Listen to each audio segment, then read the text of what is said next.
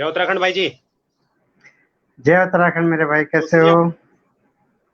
बहुत बहुत धन्यवाद आपका जुड़ने के लिए वन यूके टीम की आज की चर्चा में जो हमारे अधिकारों को लेके है, मौलिक अधिकार।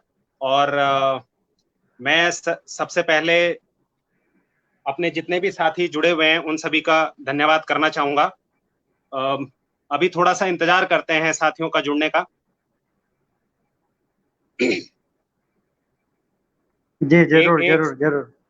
एक, एक मिनट दीजिएगा। जय उत्तराखंड सभी साथियों का स्वागत है। आज वन यू के टीम की चर्चा अपने मौलिक अधिकारों को लेके। और हमारे साथ जुड़े हुए हैं दिल्ली हाई कोर्ट के अधिवक्ता श्री भुवन चंद जोशी जी, जो कि हमारे बीच से हैं और अपने अलग अलग क्षेत्रों में काम करते हैं। इस समय अपनी दिल्ली हाई कोर्ट में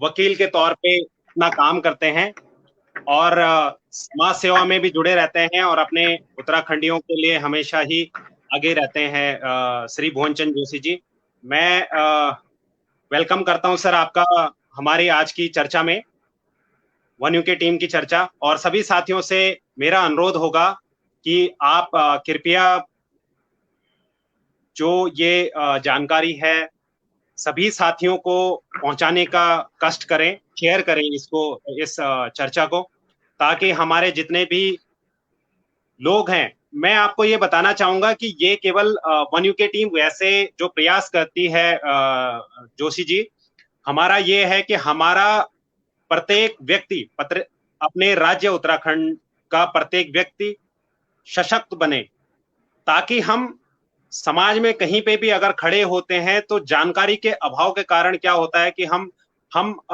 आगे बढ़ नहीं पाते हैं। तो हमारा एक सबसे बड़ा एक ये ध्येय भी रहता है कि अगर हमारा उत्तराखंडी जानकार है तो अपने आप में सशक्त है। तो इसी मुद्दों के साथ हम हर हफ्ते कुछ ना कुछ जानकारी लेके आते हैं।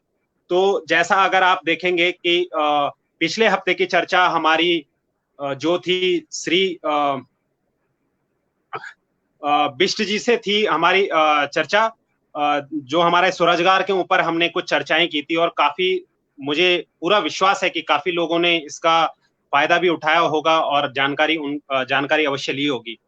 तो मैं सभी साथियों का पुनः स्वागत करता हूं अपने इस लाइव शो में और चर्चा में, जो जिसके साथ आज हमारे साथी जुड़े हुए हैं श्री भुवनचंद जोशी जी।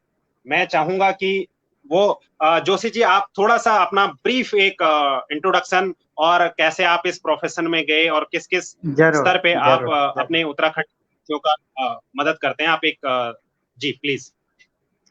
जय उत्तराखंड मेरे अजय भाई और मेरे सभी उत्तराखंड के भाई बहनों को। सर्वप्रथम मैं धन्यवाद देना चाहता हूँ हमारे अजय बिष्ट भाई जी का, जो हमेशा सशक्त एक खड़े रहते हैं समाज और उत्तराखंड के प्रति। और काफी मेरी इनसे बातचीत होती रहती है समाज के प्रति और उत्तराखंड के प्रति। हमेशा ये एक स्ट्रांग पिलर की तरह हमेशा काम करते हैं और जमीनी तौर पे जुड़े हुए हैं। कुछ भी समस्या, कुछ भी प्रॉब्लम हो भाई, मुझे ज़रूर डिस्कस करते हैं। धन्यवाद देना चाहता हूँ भाई आपका कि आप बहुत एफर्ट करते हैं और ग्राउंड ज़ीरो से पूरा एफर्ट करते हैं। और मैं हमेशा आप लोगों के साथ हूँ, जो भी जैसी भी समस्या जब भी होगी। और आज इस मंच पे आने के लिए आपने जो मुझे इतना बड़ा एक सम्मान दिया, उसके लिए मैं सभी वन यूके टीम का और आपका दिल से आभार प्रकट करता हूँ। जी धन्यवाद भाई जी। एक्चुअली सम्मान तो सर हमारा है, जो आपने अपना कीमती समय दिया और समझा कि हाँ, अगर हमारे लोग अपने क्षेत्र में सक्षम हो पाए जानकारी के जरिए, तो डेफिनेटली उनको ये चीज देखनी चाहिए। और जरूर इसी जरूर। के साथ मैं थोड़ा सा यहाँ जी पे इंटरप्ट कर रहा हूँ। मैं थोड़ा सा ये सबको सिर्फ सिर्फ एक हमारा अधिकार ही नहीं, एक हमारा एक सभी के लिए जो देश विदेश इवन उत्तराखंड से बाहर रह रहे हैं और रोजी रोटी कमा रहे हैं और बहुत अच्छे लेवल पे सक्षम हैं। तो मैं सभी से अनुरोध करना चाहूंगा, जितना अपने उत्तराखंड के लिए जितना जो जैसा बन सके सहयोग इंसान को करना चाहिए। आप भगवान की कृपा से इस देवता की कृपा से आज अपने अच्छे मुकाम पे जितने भी लोग बैठे हुए हैं, कुछ ना कुछ उत्तराखंड के लिए योगदान जरूर करें। और मैं यहाँ पे बताना चाहूंगा सभी अपने जितने भी साथी इस टाइम पे जुड़े हुए हैं उनको, कि जोशी जी बेसिकली अपने कहें कि गांव में नहीं रहे, पले बड़े यही हैं, यहीं उनकी एजुकेशन हुई है, लेकिन आज अपने उत्तराखंड के लिए अभी आप सभी से रिक्वेस्ट भी की है, कितनी बड़ी बात उन्होंने कही है कि हमें अपने उत्तराखंड जहां जो हमारा मूल है बेसिकली, वहां के लिए हमें कुछ ना कुछ अपना प्रयास करते रहना चाहिए। जो भी साथी सक्षम हैं, सक्षम केवल आपका सक्षम होना मानसिक तौर पे अगर आप सक्षम हैं, फिजिकली, मेंटली और ऑफ कोर्स आर्थिक तौर पे भी अगर सक्षम हैं, तो आर्थिक तौर पे आप लोगों की मदद कर सकते हैं। जानकारी के तौर पे आप सक्षम हैं तो जानकारी के तौर पे आप लोगों की मदद कर सकते हैं। तो हर फ्रंट पे हर तरीके की मदद हमें चाहिए होती है। तो जोशी जी, हम ज्यादा समय नहीं लेंगे आपका भी। तो आज हम जो बात करना चाह रहे हैं मौलिक अधिकार, तो जी फंडामेंटल राइट्स भी हम इनको कहते हैं। ये एक थोड़ा सा बेसिकली पिछले हफ्ते मैं आके थोड़ा जानकारी दी थी इनके बारे में, लेकिन हम क्योंकि उस प्रोफेशन में नहीं है, जो एक्सपर्ट्स अपने हिसाब से लोगों को बता सकते हैं। तो बेसिक एक मैं चाहूंगा कि आप जैसे कुछ ये बेसिक जो मुद्दे हैं हमारे मौलिक अधिकारों को लेके, तो हमें थोड़ा सा इनकी जानकारी दीजिए ब्रीफ में कि जरूर किस प्रकार जरूर से है और जरूर जरूर क्या। जरूर अजय जी, जरूर जरूर। इस चीज को मैं थोड़ा सा खुल के चर्चा भी करूंगा, इस चीजों पे कुछ अपने एक्सपीरियंस भी शेयर करूंगा, जी और आपके आपके कुछ क्वेश्चंस भी होंगे, लोगों के क्वेश्चन भी होंगे। तो मैं कोशिश मेरी ये रहेगी कि जी बिल्कुल, सबके सेटिस्फैक्ट्री में आंसर दे सकूं। बहुत बहुत धन्यवाद जी।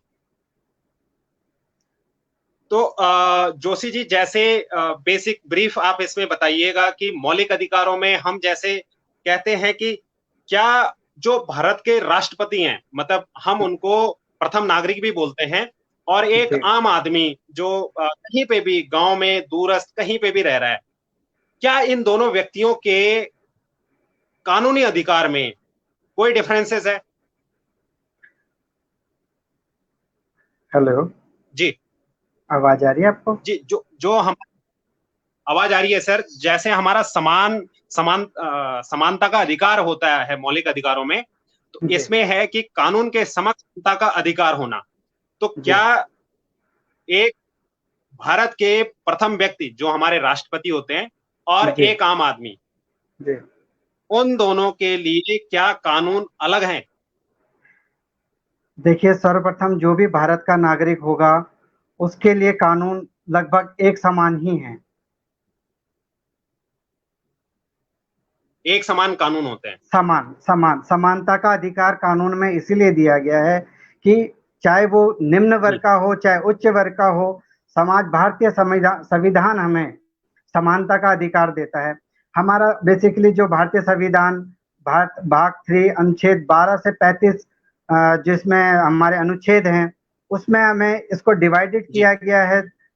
इसमें जो जो अधिकार हैं, ये शुरू में जो हमारे ये संविधान है, अमेरिका के संविधान से लिया गया था। मैग्ना कार्टा, ब्रिटेन के मजदूर जो जो शुरू में ब्रिटेन में मजदूरों को अधिकार दिए गए थे, ये वहां से इसकी शुरुआत हुई जी है। स्टार्टिंग में जो हमारा जब संविधान हमारा जब बना था, इसमें हमारे जो फंडामेंटल मौलिक अधिकार दिए गए थे, वो 7 प्रकार के अधिकार दिए गए थे। किंतु 44वें संशोधन 1978 में इसको इसको संशोधन किया गया, और जिसमें से 7वां जो संपत्ति का अधिकार था, वो हटा लिया गया है। उसको अब कानून बना दिया गया है, 300 अनुच्छेद 300 ए में उसको अब नया कानून बना दिया गया है। तो बेसिकली जो हमारे पास संविधान में कानून, अब जो हमारे इक्वलिटी का या फिर स्वतंत्रता का या शोषण के विरुद्ध, ये सारी चीजें हैं।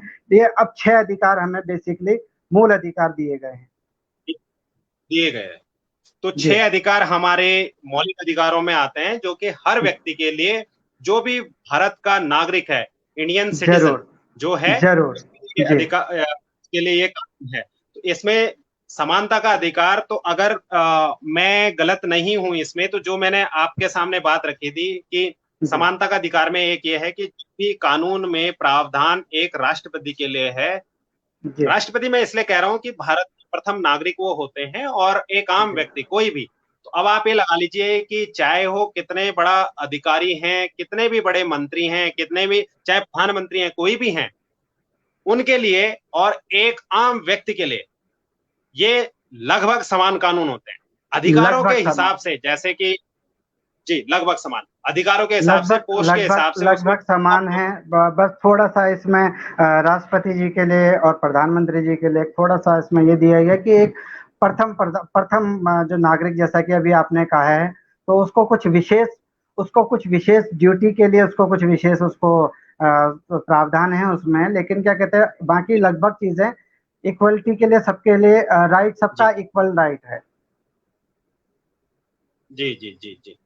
तो और दूसरा, जैसे इसमें समानता का अधिकार हमारा है, क्या जी, हमारे धर्म धर्मों के आधार पे क्या कुछ डिफरेंसेस है?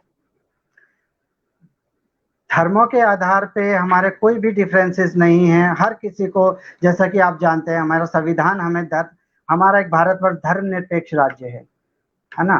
तो इसमें धर्म एक हर किसी को अपना धर्म, अपना अपना अपना रीति रिवाज, हर चीज के लिए इसमें हमें संविधान हमें इसमें स्वतंत्रता देता है। जी, तो जो जो बेसिकली भारत की ब्यूटी है, अगर मैं कहूं कि भारत की जो ब्यूटी जिसको हम कहते हैं, तो ये यही है कि ये धर्मनिरपेक्ष है। धर्मनिरपेक्ष है। धर्मनिरपेक्ष आप कुछ है जैसे कि हमारे आप जानते हैं, जैसे सभी जानते हैं कि भारत में कितने प्रकार के धर्म हैं, अनेक प्रकार के धर्म हैं। भारत अनेकों प्रकार के जी धर्मों के लोगों का स्वागत करता है। उनको, वो सिटीजन जो भारत में जन्मे हैं, जो भारत के जो जी जी नागरिक हैं, उनको ये अधिकार देता है। आप चाहे हिंदू हो, मुस्लिम हो, सिख हो, ईसाई हो, जैन हो, आपको पूरा राइट है अपने धर्म को मानने का। इवन आप अगर हिंदू हैं तो ये कहीं बाउंड नहीं है कि आप चर्च नहीं जा सकते, आप गुरुद्वारे नहीं जा सकते, आप मस्जिद नहीं जा सकते। आपको हर धर्म की पूजा और हर धर्म को मानने का पूरा अधिकार है। साथ ही आपको ये भी है कि आप दूसरे धर्म का सम्मान करेंगे। बिल्कुल बिल्कुल। तो इसका मतलब ये है कि जैसे मैं बाय बॉर्न बाय बर्थ मैं एक हिंदू धर्म से बिलोंग करता हूं, तो जी, मुझे, मैं अगर चर्च में जाता हूं, या फिर मैं गुरुद्वारे में जाता हूं, या फिर जी, मैं मस्जिद में जाता हूं, तो जी, कानूनन कानूनन जी। कोई भी मुझे वहां जाने से नहीं रोक सकता। नहीं रोक सकता। वो आपका आपका मौलिक अधिकार है। उस चीज के लिए ना कोई जी संस्था, ना कोई लोग, ना कोई समुदाय, ना कोई कानून आपको बाउंड नहीं कर जी सकता। अगर वो करता है तो वो आपके मौलिक अधिकारों का हनन करता है। जी। बहुत अच्छी जानकारी दी भुवन जी आपने।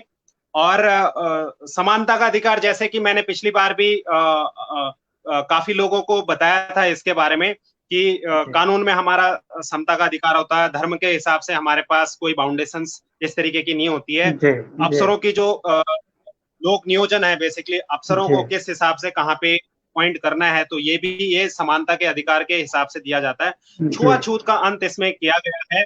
बिल्कुल। बेसिकली जो जी, हमें एक्चुअली देखिए, जैसे कि हम भी उत्तराखंड से हैं, हमने भी अपने गांव देहात, हम जी अपने उत्तराखंड में छुआछूत को काफी देखा है।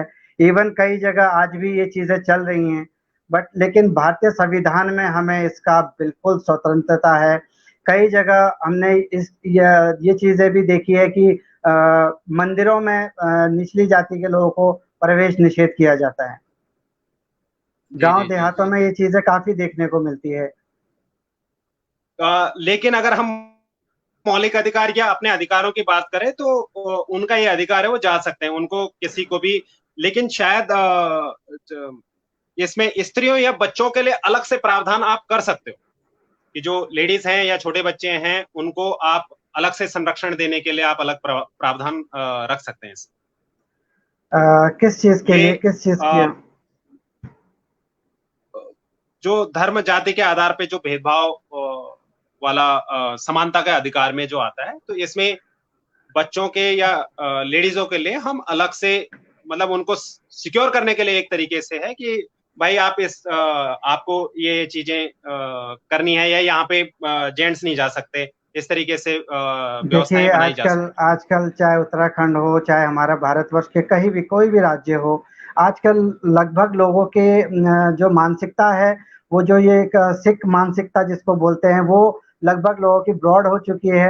काफ़ी लोग मतलब समझदार हो गए हैं और समझते हैं कि नहीं, सबका है मतलब एग्री होते हैं उस चीज़ के लिए। मैं खुद क्या कहते हैं, जी उत्तराखंड के मेरे टूर लगते हैं, मैं इंडिया में भी जाता रहता हूँ, तो बहुत सारी चीज़ें थी, प्रथा थी वहाँ पे कि निचली जाति के नहीं जाएँगे, इस जाति के नहीं जाएँगे। वो एक पड़ाव तक ही दर्शन करते थे, उसके बाद उनका निषेध था।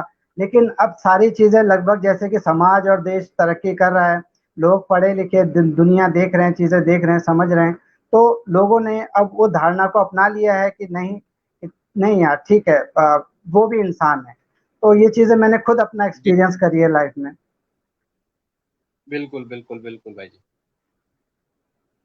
तो यहाँ पे भुवन जी, जैसे हमने बात करी थी कि समानता का अधिकार हमारा ये आता है स्वतंत्रता के अधिकार के अंतर्गत, जो हमारा जी, स्वतंत्रता का अधिकार होता है फंडामेंटल राइट्स में। इसमें जी। ब्रीफ में थोड़ा सा क्योंकि वैसे देख मैं अपनी देखिए, जितनी भी जानकारी थी उस हिसाब से मैंने लोगों को बताया, लेकिन आप मैं एक थोड़ा-सा उसको ब्रीफ कर देता हूँ आप लोगों के लिए। देखिए, समान हमें हमें भारतीय संविधान में समानता का जो अधिकार है, अनुच्छेद 14 से लेके 18 तक में दिया गया है। इसमें क्या-क्या अनुच्छेद में बिल्कुल क्या-क्या चीज़ें हैं, एक्चुअली इतना डीप, इतना ब्रीफ कोई नहीं जान पाता, ना पढ़ पाता है, ना समय है आजकल लोगों के पास। लेकिन थोड़ा बहुत जो आप लोगों के जी प्रयास से जो चीज़ें आई हैं, और तो मैं बताना चाहता हूँ दोबारा से उस चीज़ को रिपीट करें ताकि लोगों को समझ आए वो चीज़ एक उस ब्रीफ उसमें। देखिए, जी जो अनुच्छेद 14 है हमारा, विधि में सक्षम समानता, जो हमें दर्शाता है कि विधि में मतलब कानून में बराबरी का, सबको मतलब समान हक है सबको। बिल्कुल वो ये नहीं कि एक गरीब है तो जी उसके लिए ज़्यादा मतलब कठोर दंड या कठोर उसके लिए सज़ा या फिर व्हाटएवर जो भी चीज़ है, चाहे वो एक किसी भी वर्ग, किसी भी धर्म, किसी भी समुदाय से है, उसको इक्वलिटी का राइट जी है। ये अनुच्छेद 14 में बिल्कुल है, समानता के अधिकार है, ठीक है? उसमें अनुच्छेद जी 15 है, धर्म, जाति, लिंग, स्थान से भेदभाव पर रोक। वो बाकी तो आप सब कुछ अपना ब्रीफ कर ही चुके हैं। एक छोटा ब्रीफ मैं इसमें दे रहा हूँ अपनी तरफ से, है ना? जी और जी अनुच्छेद हमें जो 16 जो अनुच्छेद हमारा 16 इसमें बताता है, लोक नियोजन में अवसर जी की समानता। जब हमारे जैसे जी सरकारी संस्था इन चीज़ों में सबको इक्वलिटी का इसमें राइट मिले, है ना? तो इसमें बिल्कुल मतलब जाति, बिल्कुल लिंग भेदभाव इस तरह का ना हो, है ना? ऊँच-नीच ना हो, इस चीज़ के लिए हमारे पास अनुच्छेद 16 के लिए है। और दूसरा 17, 17 जो है, अनुच्छेद 17 जो समानता के अधिकार में अनुच्छेद 17 है, वो हमें छुआ-छूत से का हक मतलब ये चीज़ ना हो। ये 2 अन ये चीज़ें बहुत ज़्यादा लोगों में डिफ़रेंस पैदा करती है, छुआ-छूत जिसे को कहते हैं, है ना? तो ये चीज़ खत्म करने के लिए भी हमारे पास अनुच्छेद 17 में, भारतीय अनुच्छेद 17 में इसको दिया गया संविधान में, है ना? और जी 17 के बाद बात करते हैं 18 को। ये देखिए जो चीज़ें ये 3 आपने मैं लास्ट मैंने भी देखा था आपका ये चीज़, 3 चीज़ें आपने इसमें क्लियर कर दी थी। अगर इसके तीनों अनुच्छेद में या तीनों अधिकारों में अगर किसी को भी कोई डाउट हो तो आप उसमें मुझे क्वेश्चन पुट अप कर सकते हैं, मैं उसका रिप्लाई अभी आपको देता हूँ।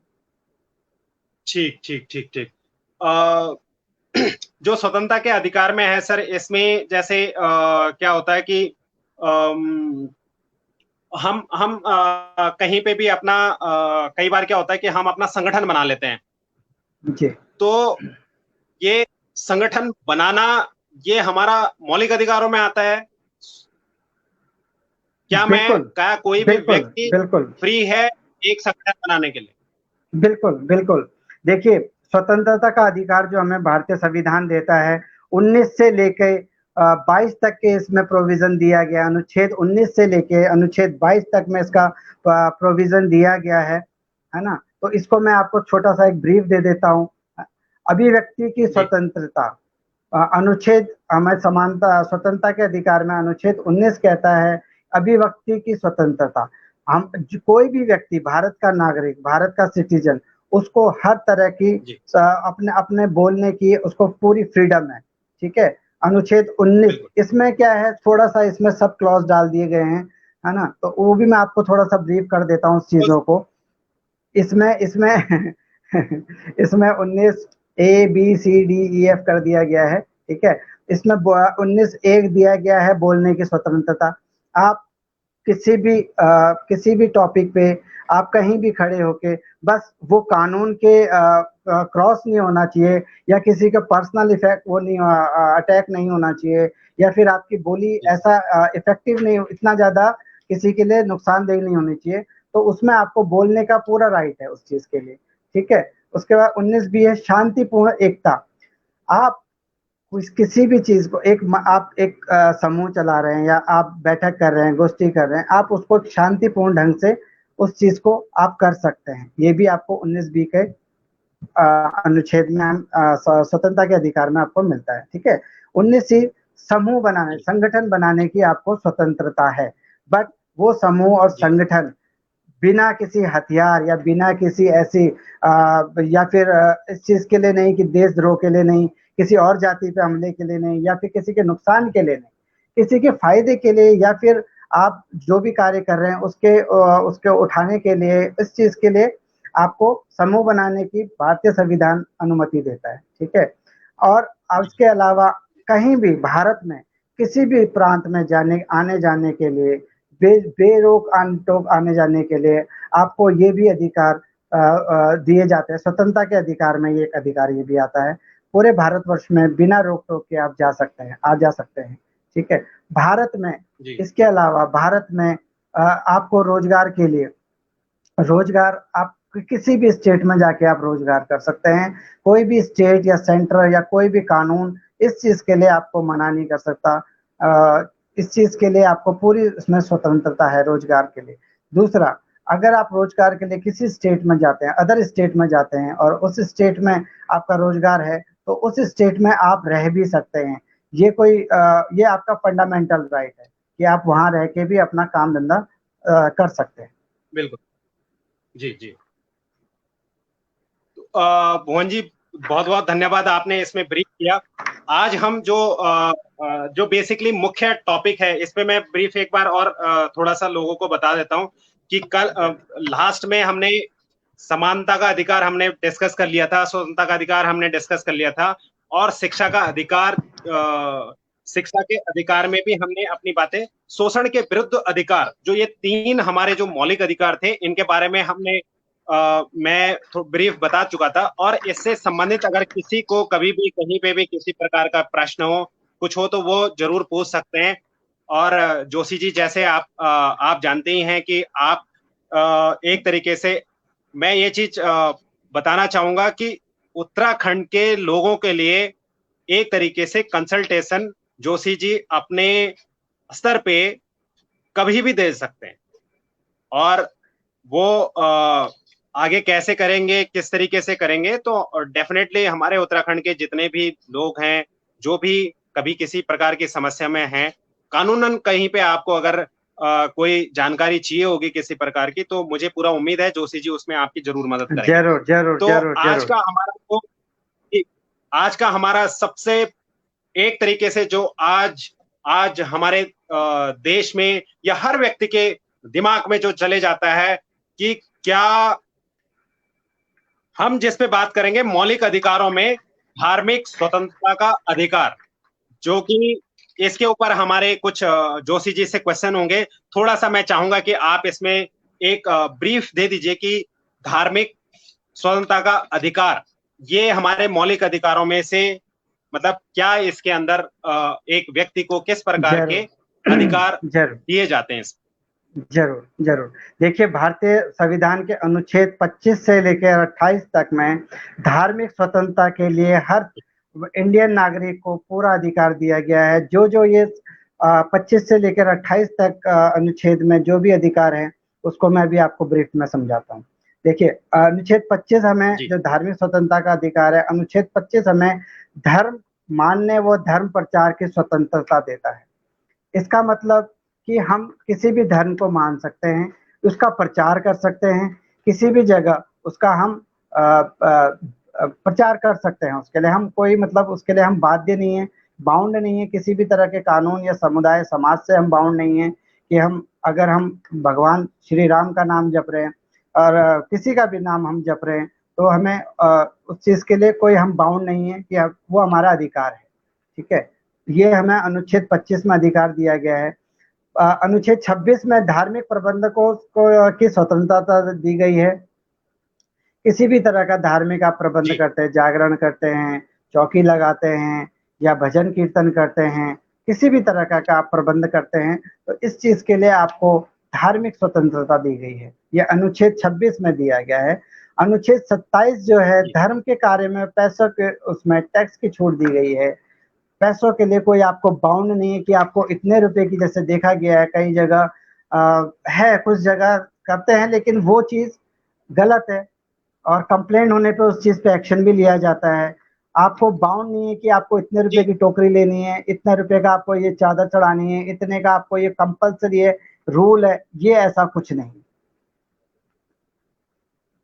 बिल्कुल जी जी, इसके अलावा इसके अलावा एक चीज़ अभी जैसे मैंने बताया था कि 25 से लेकर 28 तक के इसमें प्रोविज़न दिए गए हैं। इसमें 27वें में धार्मिक शिक्षा, उपासना में उपस्थिति की स्वतंत्रता दी गई है। आप किसी भी धर्म की शिक्षा को अपना सकते हैं, उपासना कर सकते हैं, है ना? उसमें आप उपस्थित हो सकते हैं, किसी भी जैसे जैसे कुछ भी अ, हेलो, आवाज़ आ रही है मेरी? आवाज आ रही है अच्छा, जोशी जी। अच्छा, धार्मिक उपासना के लिए इसमें अधिकार दिया गया है आपको कि आप सत्संग में जा सकते हैं। ज़रूरी नहीं है कि अगर मैं मोमडन हूँ तो मैं हिंदू सत्संग में नहीं जा सकता, है ना? या फिर कहीं और उपदेश कुछ चल रहा है तो वहाँ उसकी वो आपको पूरी स्वतंत्रता है। तो धर्म के प्रति आपको, जैसे कि आप जानते हैं हमारे पहला डिस्कशन हुआ था, भारत एक धर्मनिरपेक्ष राज्य है। भारत में किसी भी प्रकार का कहीं भी कोई बंदा बाउंड नहीं है कि आपको, ये आपका ये धर्म है तो आप मंदिर नहीं आ सकते, आपका ये धर्म है तो आप गुरुद्वारे नहीं जा सकते, आपका ये धर्म है तो आप चर्च नहीं जा सकते, व्हाटएवर जो भी है, मतलब इस तरह से आपको पूरी छूट है। भुवन जी, मैं अपने साथियों को सबसे शायद जो सबसे बड़ा सवाल है आज का हमारे पास जी, धर्म के ऊपर, जी, हमारे संविधान में हम अपने जी, देश को हिंदू जी, राष्ट्र बना सकते हैं? जी, जी नहीं, ये बिल्कुल बिल्कुल ऐसा गैर संवैधानिक है। ये इसकी मैं वजह भी बताना चाहता हूँ। दरअसल जैसे मैंने अभी बताया कि जैसे भारतवर्ष हमारा एक धर्मनिरपेक्ष राज्य है। धर्मनिरपेक्ष राज्य होने के कारण यहाँ हम हर धर्म का आदर करते हैं, सम्मान करते हैं। भारत के संविधान उनको सम्मान देता है कि नहीं, आप अपने धर्म का प्रचार कर सकते हैं, पालन कर सकते हैं, पर एक धर्म के लिए पूरा राष्ट्र एक हिंदू धर्म नहीं बन सकता।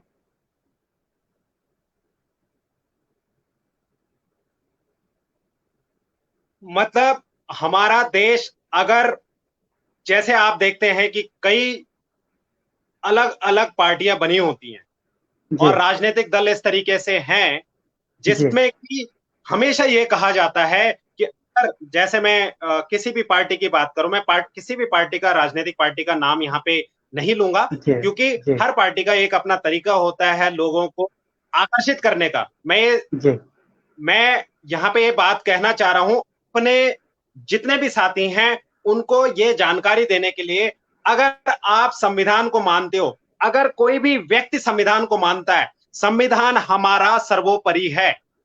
हमारे ज़रूर, देश में बिल्कुल, हमारा बिल्कुल, संविधान सर्वोपरि है। बिल्कुल, उसके अंदर सरकार भी आती है, उसके अंदर राजनीतिक पार्टियां भी आती हैं, उसके अंदर धर्म भी आते हैं, उसके अंदर हर व्यक्ति आता है। जब हमारा बिल्कुल, देश धर्मनिरपेक्ष है और हर व्यक्ति, हर पार्टी संविधान के अंडर में काम करता है और हमारा संविधान किसी भी धर्म को, हर धर्म को एक समान अधिकार देता है, तो क्या ये कहना लोगों को बेवकूफ बनाने वाला नहीं है कि मेरी ये पार्टी है या ये वाली पार्टी है तो ये इस धर्म का प्रचार करेगी और इस धर्म के लिए लड़ाई लड़ेगी? क्या ये देखिए, संवैधानिक है या गैर संवैधानिक? ये गैर, देखिए जैसा जैसा कि आप हम सब जानते हैं कि हमारे जो राजनेता हैं, जितने भी राजनेता हैं, बोलते कुछ हैं, करते कुछ हैं, ठीक है? लोगों को थोड़ा-सा क्या है कि अ, समुदाय का, अगर मेरे समुदाय से कोई राजनेता खड़ा है, तो मुझे 2 प्यार भरी बातें बोलेगा या फिर मुझे कोई किसी भी चीज़ का प्रलोभन देता है, तो या तो वो हमारी जी कमी है कि हमें उस चीज का नॉलेज पूरा ज्ञान नहीं है, या उसकी ज्ञान नहीं। जी बिल्कुल, ये हमारी थोड़ी कमी है कि हमें इस चीज का ज्ञान नहीं है, या फिर ये उसकी बेवकूफी कह लेंगे, जो इस तरह के झूठे और बेबुनियादी जो चीज दावे करते हैं वो गलत है। जी, बहुत अच्छी बात आपने कही यहाँ पे। और जैसे क्या होता है कि हमारा जो देश है इसमें हिंदू धर्म की मेजोरिटी है, जी तो जो माइनॉरिटी है, जी जैसे हम कहते हैं कि अल्पसंख्यक लोगों के लिए अलग से प्रावधान होता है। 100% है ना। अनुच्छेद 29 से लेके 30 में, भारतीय संविधान के अनुच्छेद 29 से लेके 30 में अल्पसंख्यक शिक्षा संबंधी अधिकार दिए गए हैं। इनके लिए अनुच्छेद अलग ही बनाया गया है, अनुच्छेद 29 से 30 तक। इनमें भारतीय संविधान में ये भी एक तरह से इनको अल्पसंख्यक का अधिकार दिया गया है। भारतीय और अनुच्छेद 29 में अल्पसंख्यकों के हितों का संरक्षण दिया गया है। अनुच्छेद 30 में जी अल्पसंख्यकों के शिक्षा संबंधित संरक्षण दिया गया अपनी संस्कृति को बचाने के लिए। जैसे है कि ये एक जैसे अभी आप देख रहे हैं कुछ समय से हमारे उत्तराखंड में भी हमारी गढ़वाली और कुमाऊनी भाषा के इंस्टीट्यूट खोले जा रहे हैं। हमारी आने जी वाली बिल्कुल। जनरेशन जिनको जिनको जो उत्तराखंड से बाहर पढ़ रहे हैं, या उत्तराखंड से बाहर रहे हैं, या इंडिया से बाहर रह रहे हैं, उनको हमारे लैंग्वेज का बिल्कुल भी ज्ञान नहीं है। उस चीज के लिए स्पेशल कोचिंग क्लासेस चलाई जा रही है। तो ये चीज एक तरह से निजी जो चल रहा है अपना संस्कृति को बचाने के लिए, आप ये संरक्षण आपके पास है। तो सर, जिस तरीके का मैं ये मानता हूं कि आज की डेट में एक तरीके से माइंड सेट इस तरीके का प्रिपेयर किया जाता है, लोगों को प्रलोभन दिया जाता है, या जैसे आपने अभी बात कही कि अज्ञानता, जानकारी ना होने के कारण, या तो यूं कहें कि जो व्यक्ति उनको कह रहा है कि मैं ये चीज कर दूंगा, या तो उस व्यक्ति को वो जानकारी नहीं है, या फिर उस व्यक्ति को जानकारी होने के बावजूद भी वो लोगों को कह रहा है कि मैं ये चीज कर दूंगा। जैसे हम बात कर रहे हैं कि मैंने अभी पहले भी आपसे बात करी कि जी हम भारत को, अगर मेरे को चाहिए, अगर हमें जी चाहिए, हम ये बात कह रहे हैं कि हमारा देश हिंदू राष्ट्र होना चाहिए। क्या ये जी मुमकिन है? हमारे संविधान के अनुसार क्या ये मुमकिन है? अजय जी, मैं एक बात यहाँ पे बोलना चाहूंगा, सभी को आपके माध्यम से बताना चाहता हूँ। देखिए, आप हिंदू, मैं सिख, अदर कोई भी कास्ट, क्या जब मैं सिटीजन हूँ, जब मुझे सिटीजन यहाँ पे राइट मिला हुआ है सिटीजन का, वो मैटर नहीं करता कि मेरा धर्म क्या है। मैटर ये करता है कि मुझे जब उस चीज का आप सिटीजनशिप मिली हुई है इस चीज की, क्या मैं जी उतना अधिकार नहीं रखता? अगर मैं सिख धर्म से हूँ तो क्या मेरा भारत में इतना अधिकार नहीं है कि आप मुझे यहाँ से निकालें, या आप बोले नहीं सिर्फ यहाँ हिंदू रहेंगे? ऐसा कुछ नहीं है। अधिकार, जैसे कि मैंने शुरू में और हमारे बीच में भी अभी डिस्कशन हुआ था, भारत एक जी धर्मनिरपेक्ष राज्य है ना। जो ये जी हमारे संविधान की प्रस्तावना है उसमें भी बोला गया है, भारत के संविधान में भी बोला गया है कि भारत एक सर्वधर्म का है, एक हर किसी के जी धर्म को अपनाने के लिए हम बैठे, जी बिल्कुल। है ना। तो ये चीज जो तो है ये पॉसिबल नहीं है कि एक हिंदू धर्म का ही पूरा राष्ट्र बने। यह जी, भी संविधान के अनुसार अभी संभव नहीं है। नहीं है लेकिन अभी संभव। जैसे ये मौलिक अधिकारों में आता है, क्या हमारे मौलिक अधिकार, चाहे वो स्वतंत्रता का है, चाहे समानता का है, चाहे धर्म का है, क्या जी, ये अधिकार हटाया जा सकता है? देखिए, अधिकार पे बहस, अधिकार को हटाने के लिए बहस छिड़ सकती है, सब कुछ है, लेकिन उनका उन लोगों का अधिकारों का सोचिए, क्या हम किसी के लिए किसी को अत्याचार कर सकते हैं? ये तो एक तरह का अत्याचार हो गया कि नहीं जी अब आप भागो, आप चाहे आप कब कितने लंबे समय से हैं, चाहे जितने भी समय से हैं आप इंडिया में, चाहे आप शुरू से ही हैं, चाहे आपके दादा परदादा जो भी हैं, तो आप अब हम इसको हिंदू राष्ट्र बना रहे तो अब आप भागो, तो इंडिया खाली करो। तो इट्स नॉट अ गुड ना कि किसी का इस बिहाफ पे कि आपको पूरा राष्ट्र हिंदू बनाना है तो आप उसके धर्म का सम्मान नहीं करेंगे, आप उसको समाज से बाइकआउट करेंगे। तो ये एक गैर संवैधानिक चीजें हैं। तो मेरे गैर मेरा मैं संवैधानिक है। गैर संवैधानिक। गैर संवैधानिक, गैर संवैधानिक की अगर मैं बात करूं तो एक तरीके से इलीगल है, इलीगल गैर है कानूनी भी हम इसको कहते एक तरह से। देखिए, भारतीय संविधान हमें हर धर्मों को अपनाने, हर धर्म को मानने और हर धर्म के लिए खुला हुआ है। और दूसरी तरफ हम ये चीज बोलते हैं कि नहीं, सिर्फ एक हिंदू राष्ट्र बने। तो हैं। लेकिन इसका मतलब लेकिन हम किस भारतीय तरीके से, संविधान को हम इसका मतलब हम भारतीय संविधान को चैलेंज कर रहे हैं। जी जी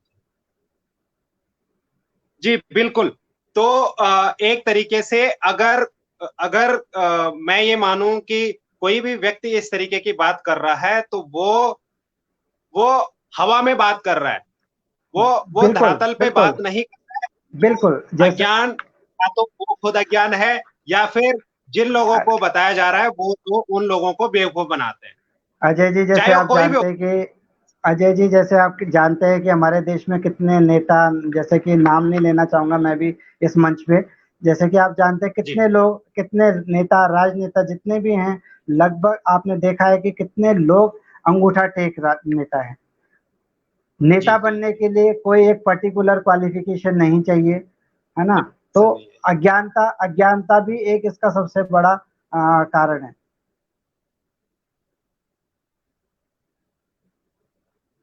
आ, यहाँ पे एक कोई साथी हैं इसी, क्या कोई न्यू एक्ट बन सकता है अगर कोई पॉलिटिकल पार्टी का कोई राजनेता अगर इलेक्शन से पहले कोई वादा करता है और अगर वो उस वादे को पूरा नहीं करता है तो फिर आगे वो कभी कोई इलेक्शन नहीं लड़ सके। ये आप शायद समझ गए होंगे इसका। क्या होता है कि जब मुझे लोगों को लुभाना है, लोगों को एक तरीके से मैं जरूर वादे कर जरूर। देता हूं कि मैं ये काम करूंगा, वो काम करूंगा। तो क्या हमारे कानून में कुछ इस तरीके का प्रावधान है कि अगर वो काम नहीं करता है तो उसके ऊपर कुछ एक्शन लिया जाए? देखिए मतलब देखिए 420 देखिए की क्या ये? देखिए, जरूर। मैं इसका आंसर देना चाहता हूँ। देखिए, ऐसा होता है कि मैं उसमें इलेक्शन में खड़ा हुआ, ठीक है। मैंने मुझे था जी कि मेरा विजन क्लियर थे कि मुझे इस चीज के लिए काम करना है, मुझे इस चीज के लिए मैंने वादे करे, मैं जनता के बीच गया, मैंने बोला आप मुझे इलेक्ट करो, मुझे जिताओ, मैं इस चीज की समस्या दूर करूंगा और ये चीज मैं जी प्रॉपरली कर दूंगा। जैसे बीच में अभी हुआ था कुछ, कुछ नेता ने, नाम नहीं लेना चाहूंगा, कुछ नेता ने वादे करे थे आपको, ये फ्री, वो फ्री, ऐसा फ्री, ये चीज वट एवर जो भी था। लेकिन उसके लिए जी क्या है, हमारे प्रशासन है, हमारा सिस्टम है। जब बंदा इलेक्ट, हम जैसे उसको वोट देके उसको जिता देते हैं, और जब वो बंदा सत्ता पे आता है, तो एक्चुअली रियलिटी तब पता चलती है कि वहां पे विपक्ष की भी सहमति जरूरी होती है। वहां पे शासकीय जो है वो कमियां जो भी है, वो भी कमियां उसको पूरी करना जरूरी होता है। तो वो इसीलिए वो फुलफिल नहीं कर पाता उन चीजों को, कि वो आगे, उसको आगे और पार्टी से भी मंजूरी लेनी होती है, चीजों से भी मंजूरी लेनी होती है। तो वो कहीं ना कहीं जो है इलीगल चीजें हैं, तो उस चीज को फुलफिल नहीं करी जाती, या फिर उसका एक लिमिटेड बजट होता है, या फिर उसके, या कह लें कि क्या कहते हैं, उसके प्लानिंग होती है, चीजें होती हैं, उसको बिल पास कराना पड़ता है, विधेयक पास होता है इस चीज के लिए, है ना। तो उसमें सहमति की जरूरत, जरूर सहमति की जरूरत पड़ती है। जो वो सहमति जब नहीं मिलती तो फिर वो फुलफिल नहीं हो पाती। अच्छा, जैसे यहाँ पे सहमति की हम बात कर रहे हैं, अब कई बार क्या होता है कि जोड़ तोड़ के पार्टी बना के अपना मतलब सरकार बना लेते हैं। जी वहां पे तो हम कॉम्प्लिकेशंस आ सकती हैं, क्योंकि दूसरा दल बुरा मान जाएगा तो मेरी पार्टी निकल जाएगी या सरकार टूट जी जाएगी। लेकिन जहाँ जी पे फुल मेजोरिटी है, उत्तराखंड जी में देखिए फुल मेजोरिटी है, जी। तो क्या ये उसके बावजूद भी संभव है?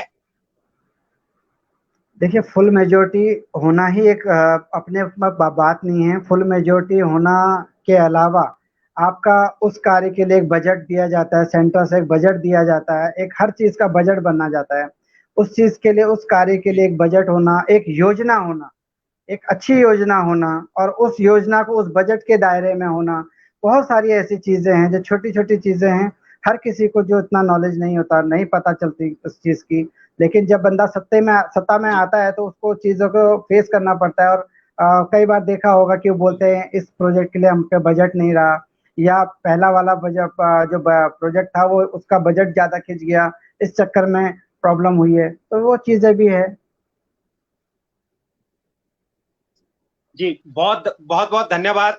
तो जैसे हम अपने फंडामेंटल राइट्स की बात कर रहे थे, धार्मिक जी स्वतंत्रता के अधिकार में, जी मैं किसी भी धर्म का हूं, मैं कहीं पे भी आ जा सकता हूं, इसमें किसी की रोका टोकी नहीं है, ये मेरे मौलिक अधिकारों का हनन है।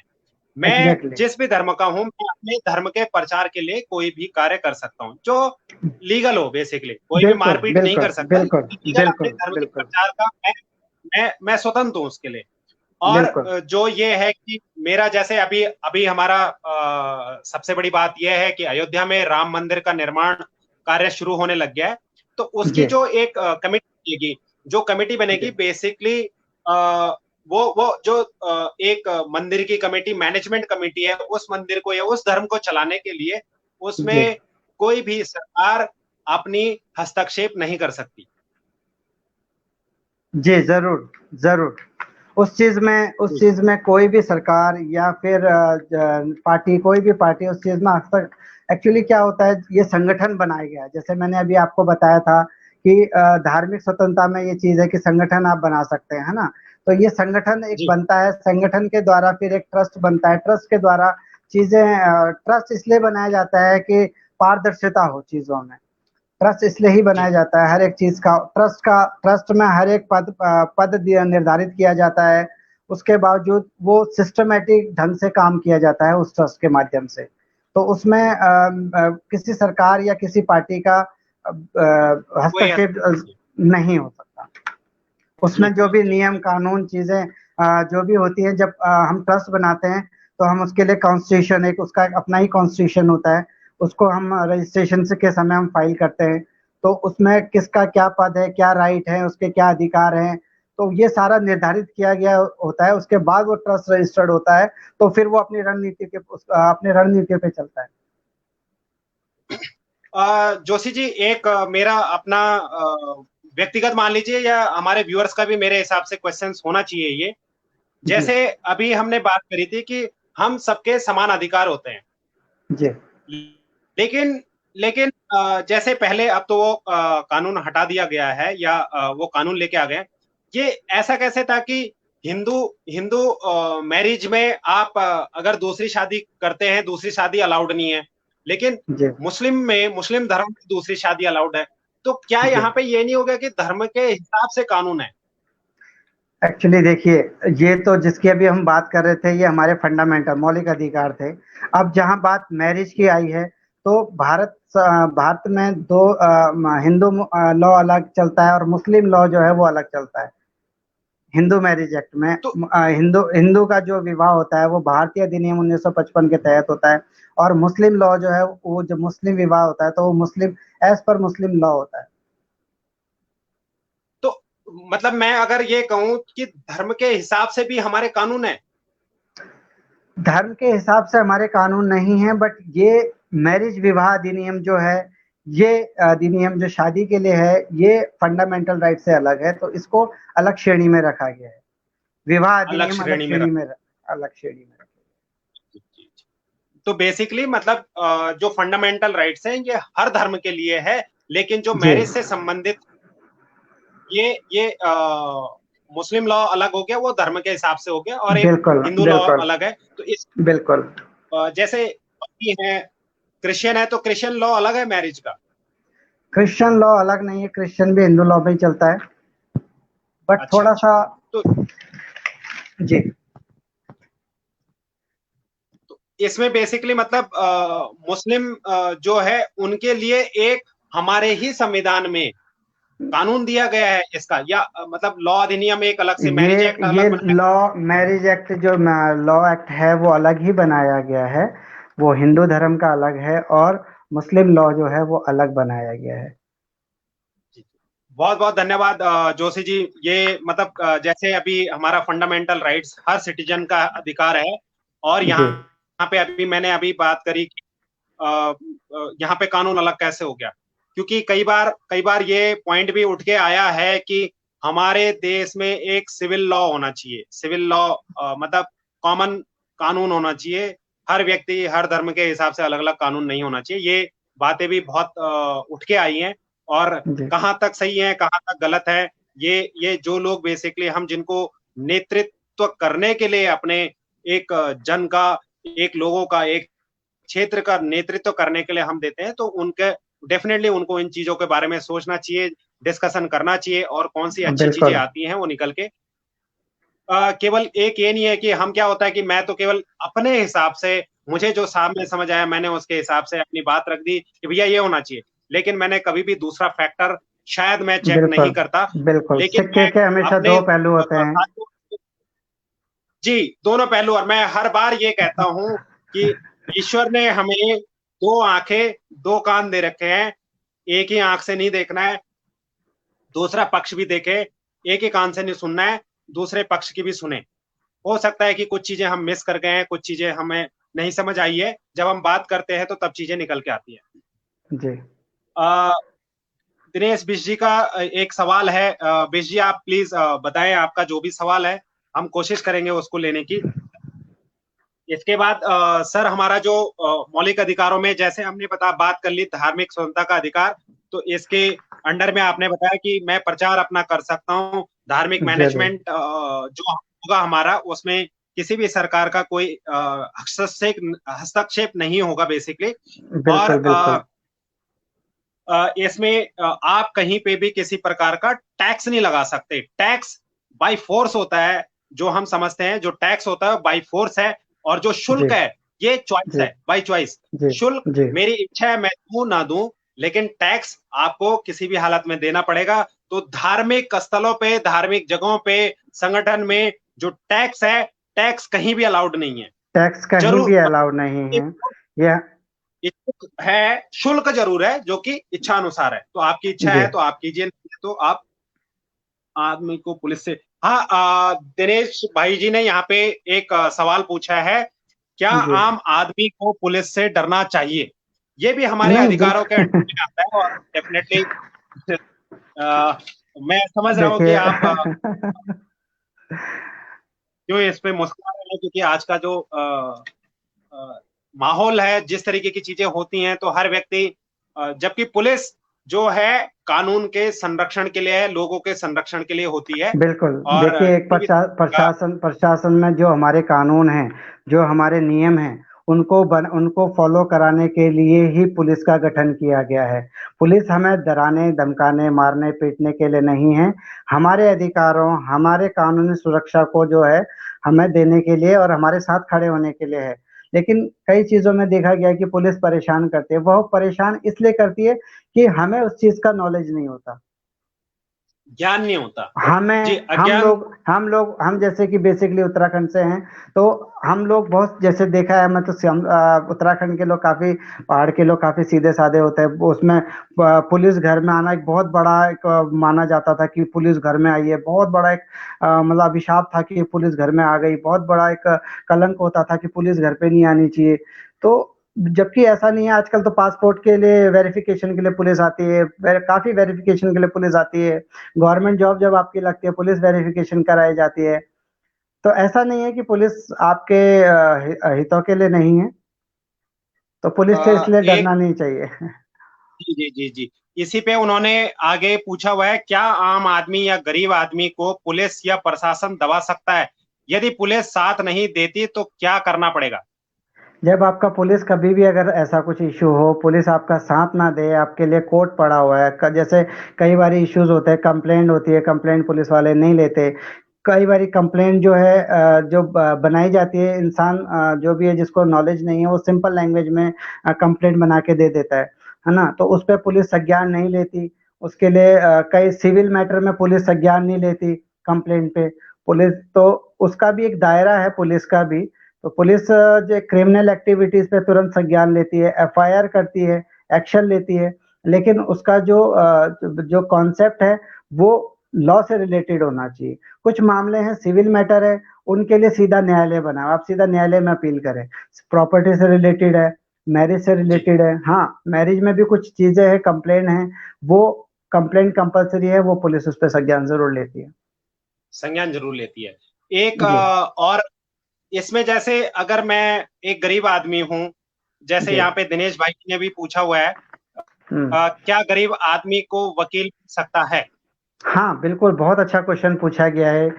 ये एक देखिए, कानून भारत भारत भारत का कानून सभी के लिए है, सभी के लिए मान्य है ना। और दूसरा, अगर हमसे कुछ ऐसा हो गया है कि जो गैर कानूनी चीज है, या फिर शुरू में ऐसी चीज थी कि जो गैर कानूनी लग रही थी, बट लेकिन क्या है, कंटेस्ट उस केस को करना पड़ता है, ठीक है।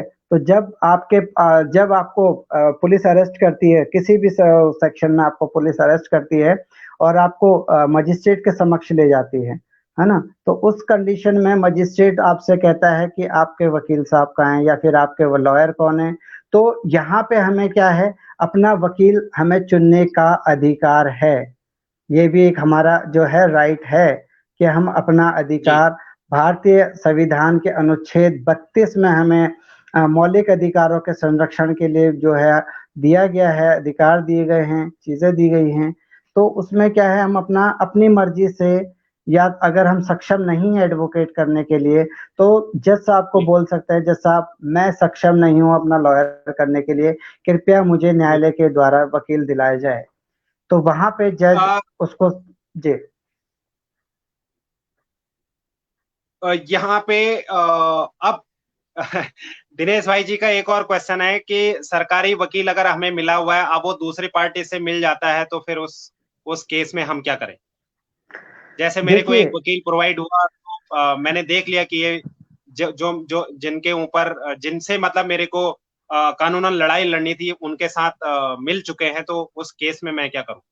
देखिए, ऐसा होता है कि वकील भी जो है मेरिट पे चीजें नहीं करेगा, खराब नहीं करेगा, क्योंकि इस चीज के लिए हम अगर हमारा डिस्ट्रिक्ट कोर्ट में केस है, मैटर है, तो अगर हमारा वो चीज डिसमिस हो जाता है या फिर हमारे फेवर में नहीं आता, तो हम उस चीज के लिए हाई कोर्ट में अपील कर सकते हैं या सेशन में अपील कर सकते हैं।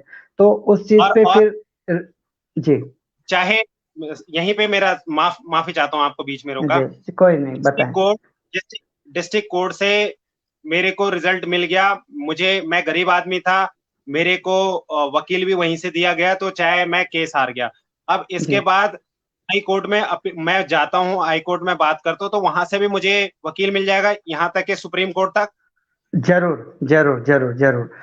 सरकारी वकील हर स्टेट, हर डिस्ट्रिक्ट और हर हाई कोर्ट तक ले बैठे हुए हैं, वो आपको जरूर मिलेंगे। वो आपको जस्ट आपको उसको कन्विंस करना होगा कि आप you are not a capable, आप कैपेबल नहीं है एडवोकेट हायर करने के लिए, तो मुझे प्रोवाइड करा जाए, तो आपको सरकारी वकील प्रोवाइड होता है। और अगर किसी भी कारण से सरकारी वकील आपका केस हारता है, या फिर अगर आपके पास स्ट्रांग रीजन था कि नहीं मेरा केस तो भाई स्ट्रांग था, मेरे ग्राउंड्स स्ट्रांग थे, इस वजह से मेरे को नहीं हारना चाहिए था, तो उस ग्राउंड के लेके आप अपील फाइल कर सकते हैं। उसके ऊपर भी न्यायालय बैठा हुआ है कि वो आपकी बात सुनेगा, और उस चीज पे अगर कुछ गलत हुआ है तो वो ऑर्डर आपको रिवर्ट कर देगा। ऑर्डर रिवर्ट कर सकते हैं, मतलब हायर कोर्ट उस ऑर्डर को रिवर्ट कर सकता है। जी बहुत बहुत बहुत सुंदर जानकारी दी जोशी जी आपने यहाँ पे। और नेक्स्ट जो हम बात करेंगे, संस्कृत, जो हमारे मौलिक अधिकार में 29 और 30 अनुच्छेद, संस्कृति और शिक्षा संबंधी अधिकार। यहाँ पे और साथियों के भी सवाल हैं, वो हम धीरे धीरे बीच में, वैसे टाइम भी काफी हो रहा है। डेफिनेटली यहाँ पे एक किसी भाई ने पूछा था कि जो हमारा समूह है, कहीं पे भी अगर हमें लीगल हेल्प चाहिए तो क्या वो मिल सकती है? तो डेफिनेटली मैं अपने साथियों को ये कहना चाहूंगा, जहां पे लीगल की बात आ जाती है, लीगल हेल्प आपको डेफिनेटली मिल सकती है। हम उस पे अलग अलग, हमारे साथ जोशी जी भी हैं, और भी साथी लोग इस तरीके से हैं जो कि अपने हिसाब से, अपनी जानकारी के हिसाब से लोगों की मदद ऑलरेडी करते हैं, पहले से ही मदद करते आए हैं। जोशी जी मतलब उत्तराखंड, आप देखिए उनका कनेक्टिंग उत्तराखंड वर्ल्ड वाइड करके एक ग्रुप भी है, और उसमें वो बहुत अच्छे से उसको चलाते हैं। और वहां पे उन्होंने डिफाइन भी कर रखा है कि अगर किसी को इस मैटर पे कभी भी किसी तरीके की कंसल्टेशन चाहिए, तो आप हमसे फ्री ऑफ कॉस्ट उन कंसल्टेशन को ले सकते हैं, और वो करते भी हैं। लेकिन जहां पे प्रोसीडिंग का काम आएगा, तो डेफिनेटली उसकी जो चीजें हैं, वो आपको उस हिसाब से देखनी पड़ेगी उनके साथ बात करके। यहाँ पे जोशी जी, संस्कृति और शिक्षा संबंधी अधिकार, जो मौलिक अधिकारों में है संस्कृति और शिक्षा, जी 29 और 30 अनुच्छेद, इसमें जैसे ये भी हम मानते हैं कि मुझे अगर अपनी भाषा, अपनी बोली, अपनी चीजों को बचाना है तो ये मेरा फंडामेंटल राइट्स है। मुझे अगर अपने उत्तराखंड की जरूर भाषाओं को बचाना है, मुझे अगर अपने उत्तराखंड की संस्कृति को बचाना है, तो इसमें मुझे सरकार नहीं रोक सकती। मेरी संस्कृति, जरूर ये बात केवल उत्तराखंड की नहीं है, प्रत्येक व्यक्ति की है। मेरी कोई संस्कृति है, मेरे समुदाय की कोई संस्कृति है, हमारा कोई धर्म है, इसको बाय लॉ, बाय फोर्स आप नहीं हटा सकते, नहीं मिटा सकते। और उसको बल्कि बिल्कुल संरक्षण देने के लिए हमारे पास अधिकार है। जोशी जी, इस पे बिल्कुल तो क्या जैसे अब हमारी भाषाएं हैं उत्तराखंड की, जी हमें क्या ये अधिकार है कि हम अपनी भाषा की एक लिपि तैयार कर सके? जरूर है, क्यों नहीं है। अपने मैंने बताया जैसे कि आपको ये संरक्षण मिला गया है, उस पे आप अपना जैसे कि अभी मैंने कुछ समय पहले बताया था, जैसे उत्तराखंड में अभी लैंग्वेज को लेके कार्यक्रम बहुत संगठन शुरू हुए हैं और लोग उसमें भाग भी ले रहे हैं, पार्टिसिपेट भी कर रहे हैं उस पे। ऑनलाइन क्लासेस भी चल रही है उस लैंग्वेज के लिए। तो उस चीज को हम अभी मैं जैसे जाता हूँ ऑल ओवर इंडिया में, जैसे केसेस हैं, तो प्रत्येक राज्य में डिस्ट्रिक्ट डिस्ट्रिक्ट वाइज देखा जाए तो साउथ का ले लीजिए, साउथ में क्या कहते हैं, वहाँ का जो लोकल लैंग्वेज है उसी प्रोसीडिंग पूरी लोकल लैंग्वेज में की जाती है। जबकि पूरा जो है हमारा जो राष्ट्र है हिंदू, क्या कहते हैं, हिंदी राष्ट्र है, लेकिन वहाँ पे प्रोसीडिंग जो होती है वो लोकल लैंग्वेज में होती है।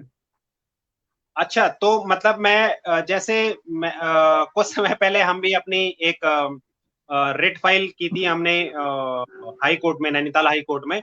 तो उस जी समय ये बताया गया कि दोनों भाषाओं में इसको लिखना पड़ेगा। अब मैं प्रोसीडिंग जैसे सुप्रीम कोर्ट में मुझे, माफी चाहता हूँ, हम दोनों इसी तरह, अभी ट्रेन आ रही है तो उसकी आवाज से शायद कुछ डिस्टर्बेंस।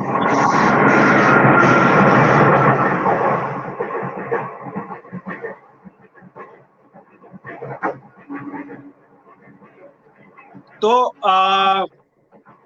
मैं बात कर रहा था कि मैं जो मुझे जानकारी है, सुप्रीम कोर्ट में केवल इंग्लिश में ही चीजें चलती हैं। अब एक जी गरीब आदमी क्या, मतलब अगर मेरे को खुद नहीं इंग्लिश आती, तो क्या ये मैं वहां पे अपनी रिक्वेस्ट डाल सकता हूँ कि नहीं, मुझे इस भाषा में ये प्रोसीडिंग होनी चाहिए इस केस की? नहीं, देखिए ऐसा नहीं है। सुप्रीम कोर्ट हो गया, हाई कोर्ट हो गया, वहां पे आप हिंदी में भी प्रोसीडिंग कर सकते हैं। उस चीज के लिए कोई आपका विरोध नहीं है कि नहीं आपको इंग्लिश ही आना चाहिए। सुप्रीम कोर्ट हो चाहे हाई कोर्ट हो, आप अपना हिंदी से आप अपना प्रोसीडिंग कर सकते हैं। ऐसा कोई कुछ उसमें कुछ रूल नहीं है। रूल नहीं है, नियम नहीं है। जी जी। जी, बहुत एक्चुअली बहुत एक्चुअली एक्चुअली धन्यवाद जी। एक्चुअली एक्चुअली इसका भी एक सुप्रीम कोर्ट का भी एक छोटा सा रीजन है जो वो इंग्लिश में सुनता है। वहाँ के जो जजेस, सुप्रीम कोर्ट के जजेस हैं, वो जजेस साउथ के हैं, कुछ क्या कहते हैं आसाम के हैं, कुछ इधर उधर के हैं। तो वो थोड़ा सा लैंग्वेज उनको शुरू से वो इंग्लिश वाला, हिंदी कम उनको थोड़ा समझ, हिंदी का थोड़ा सा वो रहता है, वर्ड्स का इशू रहता है। तो इंग्लिश में इसीलिए वो प्रोसीडिंग को ज्यादा मतलब बेहतरीन से समझते हैं, करते हैं। एक एक एक भाई ने कहीं पे, अभी मैंने कमेंट देखा था, उन्होंने लिखा था कि मंदिरों से टैक्स लिया जाता है, मस्जिदों से क्यों नहीं? क्या ये सही है? मतलब मंदिरों से टैक्स लिया जाता है किसी प्रकार का, या फिर लीगल है वो? नहीं, मंदिर से कोई टैक्स, किसी भी तरह का कोई टैक्स नहीं जाता। हाँ, एक बीच में अभी इशू हुए थे कि मंदिर कोई भी आपदा हो, कोई भी चीज हो, उसमें डोनेट करता है। बस क्या कहते हैं, मस्जिद के थ्रू कोई भी ऐसा डोनेशन नहीं आता। तो ये तो बाई चॉइस है बेसिकली, कि ये मेरा बाय अगर चॉइस मैं है, मैं ये वन बाय चॉइस है, चला रहा हूँ एग्जैक्टली। जी, आप कनेक्टिंग उत्तराखंड चला रहे हैं, कोई बंदा जी किसी और संस्था, ऐसे ही एक मंदिर भी है जो जो हमारी धार्मिक संस्थाओं को लेके चला है। जी मेरी अपनी इच्छा है कि मैं उस डोनेट कर रहा हूं या नहीं कर रहा हूं। जी। आप कर रहे हैं तो बहुत अच्छा है, नहीं भी कर रहे हैं तो भी आपको बाई बिल्कुल लॉ कोई फोर्स नहीं है। बिल्कुल बिल्कुल बिल्कुल जी, बिल्कुल। अब ये तो डेफिनेटली मतलब अभी हमारे कितने जवान शहीद हुए हैं और काफी लोगों ने उनके तक मतलब भारत के वीर एक पोर्टल है, भारत के वीर गवर्नमेंट की तरफ से भी है, जिसमें अक्षय कुमार ने, मैं ये इसलिए कहना चाह रहा हूँ कि काफी लोग अभी हमारे शहीद हुए हैं और बहुत लोग उसमें डोनेशंस देते हैं। तो अब इसका मतलब ये नहीं है कि किसी व्यक्ति ने अगर उसमें डोनेशन नहीं दिया तो वो गलत हो गया और जिसने डोनेशन दिया वो बहुत अच्छा हो गया। ये अपनी स्वेच्छा भी है, कई बार जानकारी भी होती है, जानकारी ना होने की वजह से भी ये चीजें होती हैं और जानकारी होने के बावजूद भी अगर कोई नहीं कर रहा तो अपना अपना नेचर आ जाता है। बाय फोर्स ऐसा नहीं संभव है। जी। हमने जोशी जी, आज हमने बात करी धार्मिक स्वतंत्रता का अधिकार, संस्कृति और शिक्षा संबंधी अधिकार हमारे क्या क्या है। अल्पसंख्यक वर्गों के हितों के संरक्षण के लिए, जी, अल्पसंख्यक वर्गों के हितों के संरक्षण के लिए लॉ मतलब एक फंडामेंटल राइट्स है। अब इसमें जो हमारा लास्ट जो मौलिक अधिकारों में आ जाता है, अधिकार तो हमारे हो गए, हमें दे दिया कि भैया आपके पास ये भी अधिकार है, वो भी अधिकार है, ये सभी आप कर सकते हैं, वैसा भी कर सकते हैं। अब ये अगर नहीं हो रहा है, अगर मुझे ये जानने का अधिकार है, तो इसके खिलाफ मुझे आता है कि संवैधानिक उपचारों का अधिकार, बेसिकली जो आर्टिकल 32 आ जाता है इसमें। बिल्कुल बिल्कुल। तो ये हमारे मौलिक अधिकारों का सुप्रीम कोर्ट के द्वारा एक तरीके से संरक्षण दिया गया। बिल्कुल बिल्कुल। तो सही कहा सर आप इसमें एक्चुअली इसमें क्या इसमें दिया गया है, अगर किसी भी तरह का, अगर इस 6 अधिकारों में से किसी भी तरह के अधिकार का आपका हनन किया जाता है, या कोई भी संस्था या कानून या किसी भी पर पर्सन के हिसाब से अगर आपका इसका हनन किया जाता है, तो इसके खिलाफ आप हेलो हेलो जी जी जी, आवाज आ रही है जोशी जी? अच्छा, सुन रहे हैं? जी जी जी जी।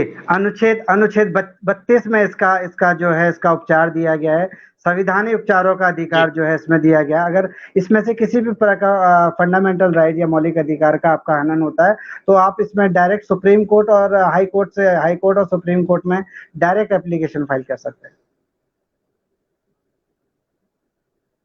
अच्छा, हाई कोर्ट और सुप्रीम कोर्ट में मैं डायरेक्ट, अगर मेरे अधिकारों का कहीं पे हनन होता है तो मैं एप्लीकेशन फाइल कर सकता हूँ। जी, तो क्या जी, बताए। अब मुझे तो जानकारी नहीं है, मैं हाई कोर्ट में चले गया, मैं मतलब मुझे क्या वकील करना पड़ेगा, या कोई मुझे इसमें यहाँ पे सरकारी वकील कैसे मिलेगा? मेरे अधिकारों का हनन हुआ है, मैं कैसे कहूँगा? जी, देखिए आपके अधिकारों का हनन हुआ है, बट ये तो आपको नॉलेज है कि मेरे अधिकारों का हनन हुआ, बट लेकिन उसकी जो लीगल फॉर्मेलिटीज हैं वो आपको नहीं पता। वो जैसे कुछ चीजें हैं हमारे, जैसे चोट लगती है, कुछ जैसे हम घरेलू इलाज कर लेते हैं, हर चीज के लिए हम डॉक्टर पे डिपेंड नहीं रहते। छोटा, हाँ, जब वो हमारे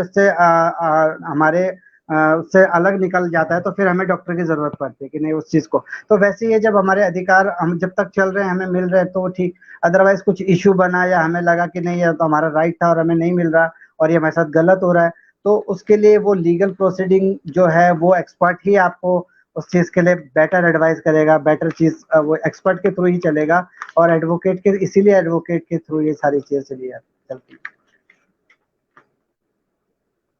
जी जी जी जी जी। तो ये सर जो हमारे अधिकारों का संरक्षण हमें मिला है, ये हम किस तरीके से ले सकते हैं? मतलब क्या क्या चीजें इसके अंतर्गत आती हैं, जिनको हम बेसिकली शायद कानूनी भाषा में हम रिट फाइल करना भी कहते हैं। जरूर रिट हम जरूर किन किन जरूर। चीजों? जी, देखिए जो है रिट है हमें अनुच्छेद 32, भारतीय संविधान के अनुच्छेद 32 में हमें 5 रिटों का वर्णन दिया गया है, ठीक है। और ये अनुच्छेद 32 वो अनुच्छेद 226 मतलब 226 के अंदर हम फाइल कर सकते हैं। वो क्या क्या चीजें हैं, क्या क्या है, वो चीज मैं अभी आपको डिटेल में बता देता हूँ। जी। देखिए इसमें हमारे सर हाँ, किस तरीके से आते हैं, मतलब किस किस तरीके से हम रिट फाइल कर सकते हैं, किन कारणों से हम रिट फाइल कर सकते हैं? जी, देखिए रिट रिट क्या होता है? रिट रिट कई लोगों को अब ये क्वेश्चन होगा कि अब ये रिट क्या है? ये क्या चीज़ है रिट? रिट मतलब एक ऐसा केस जिसका जो जो एक एक प्रकार का केस है जो आपके अधिकारों के हनन होने पे फाइल किया जाता है। उसको रिट कहा जाता है, ठीक है? इसमें जी 5 प्रकार की रिट है, जो सिर्फ़ हाई कोर्ट और जी सुप्रीम कोर्ट में ही फाइल की जाती है। जब आपके अधिकारों का हनन किया जाता है, हनन होता है, तो उसके बिहाफ़ पे आप ये 5 रिट्स जो है, वो हाई कोर्ट और सुप्रीम कोर्ट में फाइल कर सकते हैं। तो जोशी जी मतलब मैं ये थोड़ा सा डिफरेंस जानना चाहूंगा यहाँ पे। जी, हाई कोर्ट और सुप्रीम कोर्ट। जी, हाई कोर्ट का आदेश जो होता है, कई बार नहीं आता कि यहाँ पे हाई कोर्ट ने रोक लगा दी और इस जी। पे ये चीज, तो हाई कोर्ट जो होते हैं ये राज्य स्तर के होते हैं। देखिए, हर एक ये भी एक जब हमारा लॉ जो बनता है तो उसमें ये चीज़ है कि हर स्टेट में एक हाई कोर्ट स्थापित किया जाएगा और जबकि हर स्टेट में एक हाई कोर्ट होता है। डिस्ट्रिक्ट देखिए जी कोई भी हमारा जब हमारा कोई भी केस स्टार्ट होता है तो हमारा डिस्ट्रिक्ट लेवल से डिस्ट्रिक्ट जिस एरिया में हम रहते हैं उस एरिया के क्षेत्र अधिकार के न्यायालय में हम जाते हैं, ठीक है? जिसे हम डिस्ट्रिक्ट कोर्ट कहा कहते हैं, ठीक है? उस कोर्ट में अगर अगर हम केस कुछ हम हारते या जीतते हैं जो भी है, उस चीज़ की अपील जो है वो हाई कोर्ट में होती है। उसकी अपील हाई कोर्ट में होती है। अगर हम कोई जैसे केस अगर मेरे जी, पे ना किसी प्रकार से मुझे लगा कि यहाँ पे समस्या है, कुछ है, तो मुझे सबसे पहले अपने डिस्ट्रिक्ट कोर्ट मतलब डीएम के पास जाना पड़ेगा। नहीं डीएम प्रशासनिक अधिकारी है, हमें कानून अधिकारी के पास जाना पड़ेगा। हमें उस एरिया का जो न्यायालय है जी, हमें जो उस एरिया का जो न्यायालय है, वहाँ पे जाके केस फाइल करना पड़ेगा। तो हमारे उत्तराखंड में हर जिले पे एक न्यायालय होगा ही होगा। 100% हर डिस्ट्रिक्ट में एक न्यायालय है। 100% है। मुझे जी, लगता है कि कई लोगों को इसकी भी जानकारी शायद ना हो, जी, और जानकारी है तो बहुत अच्छी बात है। यहाँ पे एक सर सबसे बड़ी समस्या मैं ये कहना चाहूंगा, ये बात मैं भी रखना चाह रहा था, बिजजिन ने भी रखा हुआ है। हमारे उत्तराखंड बनाने के लिए आप भी जानते हैं कि बहुत सारे अलग अलग जगहों पे प्रयास किए गए, और इस संघर्ष को दबाने के लिए सरकारों ने अपने अपने स्तर पे एक तरीके से हमारे लोगों को हमारे मतलब एक षड्यंत्र के तौर पे अलग अलग प्रताड़नाएं दी गई। तो जी, जो ये हमारा उस टाइम का 2 अक्टूबर का जो केस है, जी, हमारे उत्तराखंड के शहीदों का केस सुप्रीम कोर्ट में चल रहा है, लेकिन जी, वर्षों के बाद भी कुछ हल नहीं निकला। जैसे सर 94 की बात है और आज हम 20 में जी रहे हैं, 25 जी, साल हो चुके हैं। जी। 25 साल के बावजूद भी अभी तक कोई इसका रिजल्ट नहीं निकला है। तो ये क्या है? मतलब क्या ये उन व्यक्तियों के मौलिक अधिकारों में नहीं आता है जो इसके शिकार हुए हैं? देखिए, मौलिक अधिकार की हम बात करें तो मौलिक अधिकार वो अधिकार है जो हमें कॉन्स्टिट्यूशन भारत का संविधान देता है। पर यहाँ पे उस तरह का जो है ये क्रिमिनल एक्टिविटीज़ थी। Criminal activities. ये क्रिमिनल एक्टिविटीज़ थी जो इसमें जो सुप्रीम कोर्ट में केस फाइल किया गया है, क्रिमिनल एक्टिविटीज़ में केस फाइल किया गया है इस चीज़ का। बाकी तो मुझे डॉक्यूमेंट नहीं पता लेकिन अब डॉक्यूमेंट देख के मैं उस चीज़ को क्लियर बता पाऊँगा। बट लेकिन जी सुप्रीम कोर्ट में भी देखिए कहते हैं हमारे लॉ में एक कहा जाता है justice can delay but can't deny. मतलब जब जो न्याय है वो डिले हो सकता है बट लेकिन नाइंसाफ़ी कभी नहीं होती। ना, देरी हो सकती है, लेकिन सर वो देरी की भी तो डिले इन जस्टिस भी तो एक तरीके डिले का हमारे पास। एक्चुअली एक्चुअली क्या है जो लॉ होता है हमारा जो इंडिया का हमारा जो इंडियन इंडियन लॉ है वो प्रोसीजर लॉ है ना? तो जी सिस्टमैटिक चलता है, प्रोसीजर चलता है। जैसे मैंने मुझे किसी ने जान से मारने की 25 धमकी साल दी। 25 सर 25 साल मतलब सिस्टम का एक लिमिट भी तो होना चाहिए। 25 साल में तो न जाने क्या क्या दिन, मतलब दुनिया बदल जाती है, पता नहीं चला लॉ ही ऐसी बदल गए हमारे तक। नहीं देखिए ऐसी बात नहीं है कि हर डेट में कि कुछ नहीं होता, वहाँ जाते हैं और डेट आ जाती है और चले आते हैं, ऐसा नहीं है। कुछ ना कुछ हर डेट में लीगल प्रोसीजर होता रहता है। अब मेरे पास फाइल नहीं है, मेरे पास डॉक्यूमेंट्स नहीं है, तो मैं बता नहीं सकता कि इतने डिले, इतने समय किस चीज़ के लिए अभी तक लगा है। अगर ये चीज़ डॉक्यूमेंट मुझे प्रोवाइड किए जाएँ तो मैं उस चीज़ पे बता सकता हूँ कि ये डिले क्यों हुआ और इसका ये किस स्टेज में अभी केस चल रहा है। अच्छा, अब अगर किसी, जैसे अभी मैंने आपको बता दिया, क्योंकि ये जो केस था, ये डायरेक्ट गवर्नमेंट, ये मान लीजिए कि गवर्नमेंट के ही अगेंस्ट में केस है ना? जी, जी। तो गवर्नमेंट तो चाहेगी कि इसको किसी न किसी तरीके से डिले करे। 25 साल हो गए, तो क्या इसके बाद हम अपने मतलब मेरे को 25 साल से न्याय नहीं मिला, क्या ये मैं अपने मानव अधिकारों के पास लेके जा सकता हूँ? मेरे अधिकारों का हनन नहीं है, मानव अधिकार की मैं बात कर देखिए, रहा हूँ। एक्चुअली जब बात करते हैं हम, इसमें काफ़ी चीज़ें होंगी, इसमें काफ़ी लोग पार्टीज़ होंगे, काफ़ी लोगों को पार्टी बनाया गया होगा, काफ़ी इसमें एविडेंस होगा, बहुत सारी चीज़ें होंगी, है ना? तो मैं बताया आपको, बिना डॉक्यूमेंट देखे मैं ये चीज़ नहीं बता सकता कि इतना डिले क्यों हुआ, किस वजह से हुआ।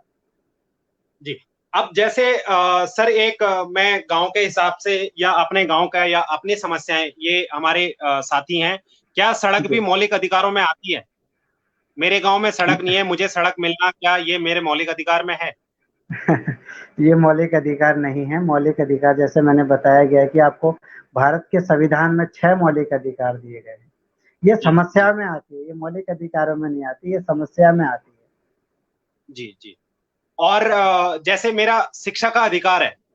जी, शिक्षा और संस्कृति, तो जी। मेरे गांव में मेरे को शिक्षा मिलनी चाहिए, मैं कहीं पे भी हूं मेरे को शिक्षा मिलनी चाहिए, ये मेरा मौलिक अधिकार है। बिल्कुल, मैंने बताया नहीं था अभी आपको कि क्या कहते हैं, मौलिक अधिकार में शिक्षा का अधिकार दिया गया है आपको। तो बेसिकली मेरे गांव में कहीं पे भी हो, तो सरकार की, गवर्नमेंट की ये जिम्मेदारी बन जाती है कि मेरे को देखिए एजुकेशन प्रोवाइड किया जाए। बिल्कुल, अनुच्छेद देखिए, भारतीय संविधान के अनुच्छेद 21 में दिया गया, प्राण एवं दैहिक स्वतंत्रता दी गई है, ठीक है? इसमें जी 86 जो संविधान संशोधन 2002 में किया गया था, उसमें इसको चीज़ को जोड़ा गया, 6 से 14 वर्ष तक के बच्चों के लिए अनिवार्य निःशुल्क शिक्षा का इसमें प्रावधान है। जी जी जी जी। 2002 में ये आया था बेसिकली। जी, जी, जी, जी। 2002 में मूल अधिकार में 6 से 14 साल के बच्चों को निःशुल्क शिक्षा मिलनी जरूरी है। तो जी, बेसिकली जी। कोई शुल्क भी नहीं लिया जाएगा, और उनको शिक्षा देनी जरूरी है। तो ये, ज़रूर है, बिल्कुल। अगर आपके गांव में कहीं पे स्कूल नहीं है, या आपके जी, गांव में टीचर नहीं है, या आपकी मतलब क्या है कि स्कूल तो है, टीचर नहीं है, तो शिक्षा तो टीचरों ने देनी है। जी, है लेकिन व्यवस्था नहीं है, तो वो भी जी। आपका मौलिक अधिकार है। ये मैं बिल्कुल अपने है। साथियों को बताना चाहता हूँ, क्योंकि बहुत गांव में ये समस्या है कि टीचर ही नहीं है, आते ही नहीं है। जी, वहां एक टीचर 50-50 बच्चों को पढ़ा रहा है, या 5 तक की क्लासेस को पढ़ा रहा है, जो कि मेरे हिसाब से, मेरी जो जानकारी ये कहती है कि शिक्षा का अधिकार मेरा आ जाता है, तो आप ऐसा नहीं जी। कर सकते, मेरे मौलिक अधिकारों का ये हनन है। जी। तो सर, जैसे आपने रिट रिट फाइल के बारे में बताया था, तो इसमें जी। आपने बताया किस किस चीजों पे मैं, मतलब हम रिट फाइल कर सकते हैं, न्यायालय के द्वारा जो संरक्षण मिला है। एक एक मतलब क्या हो जाता है कि मेरे को पुलिस ने गिरफ्तार कर लिया, और मतलब वो मेरे को लेके ही नहीं जा रहे हैं कोर्ट में, या कई जी, सालों से मैं बंद पड़ा हूं, तो जी। इसके ऊपर क्या मैं फाइल कर सकता हूँ, देखिए एक व्यक्ति के देखिए लिए? देखिए देखिए देखिए बंद आपको पुलिस स्टेशन में सालों-साल बंद नहीं कर सकते, ठीक है? इसमें अच्छा। क्या है, जब जब भी पुलिस आपको किसी को भी अरेस्ट करती है, तो उसके 24 घंटे के उपरांत उसको मजिस्ट्रेट के आगे उसको पेश करना पड़ता है।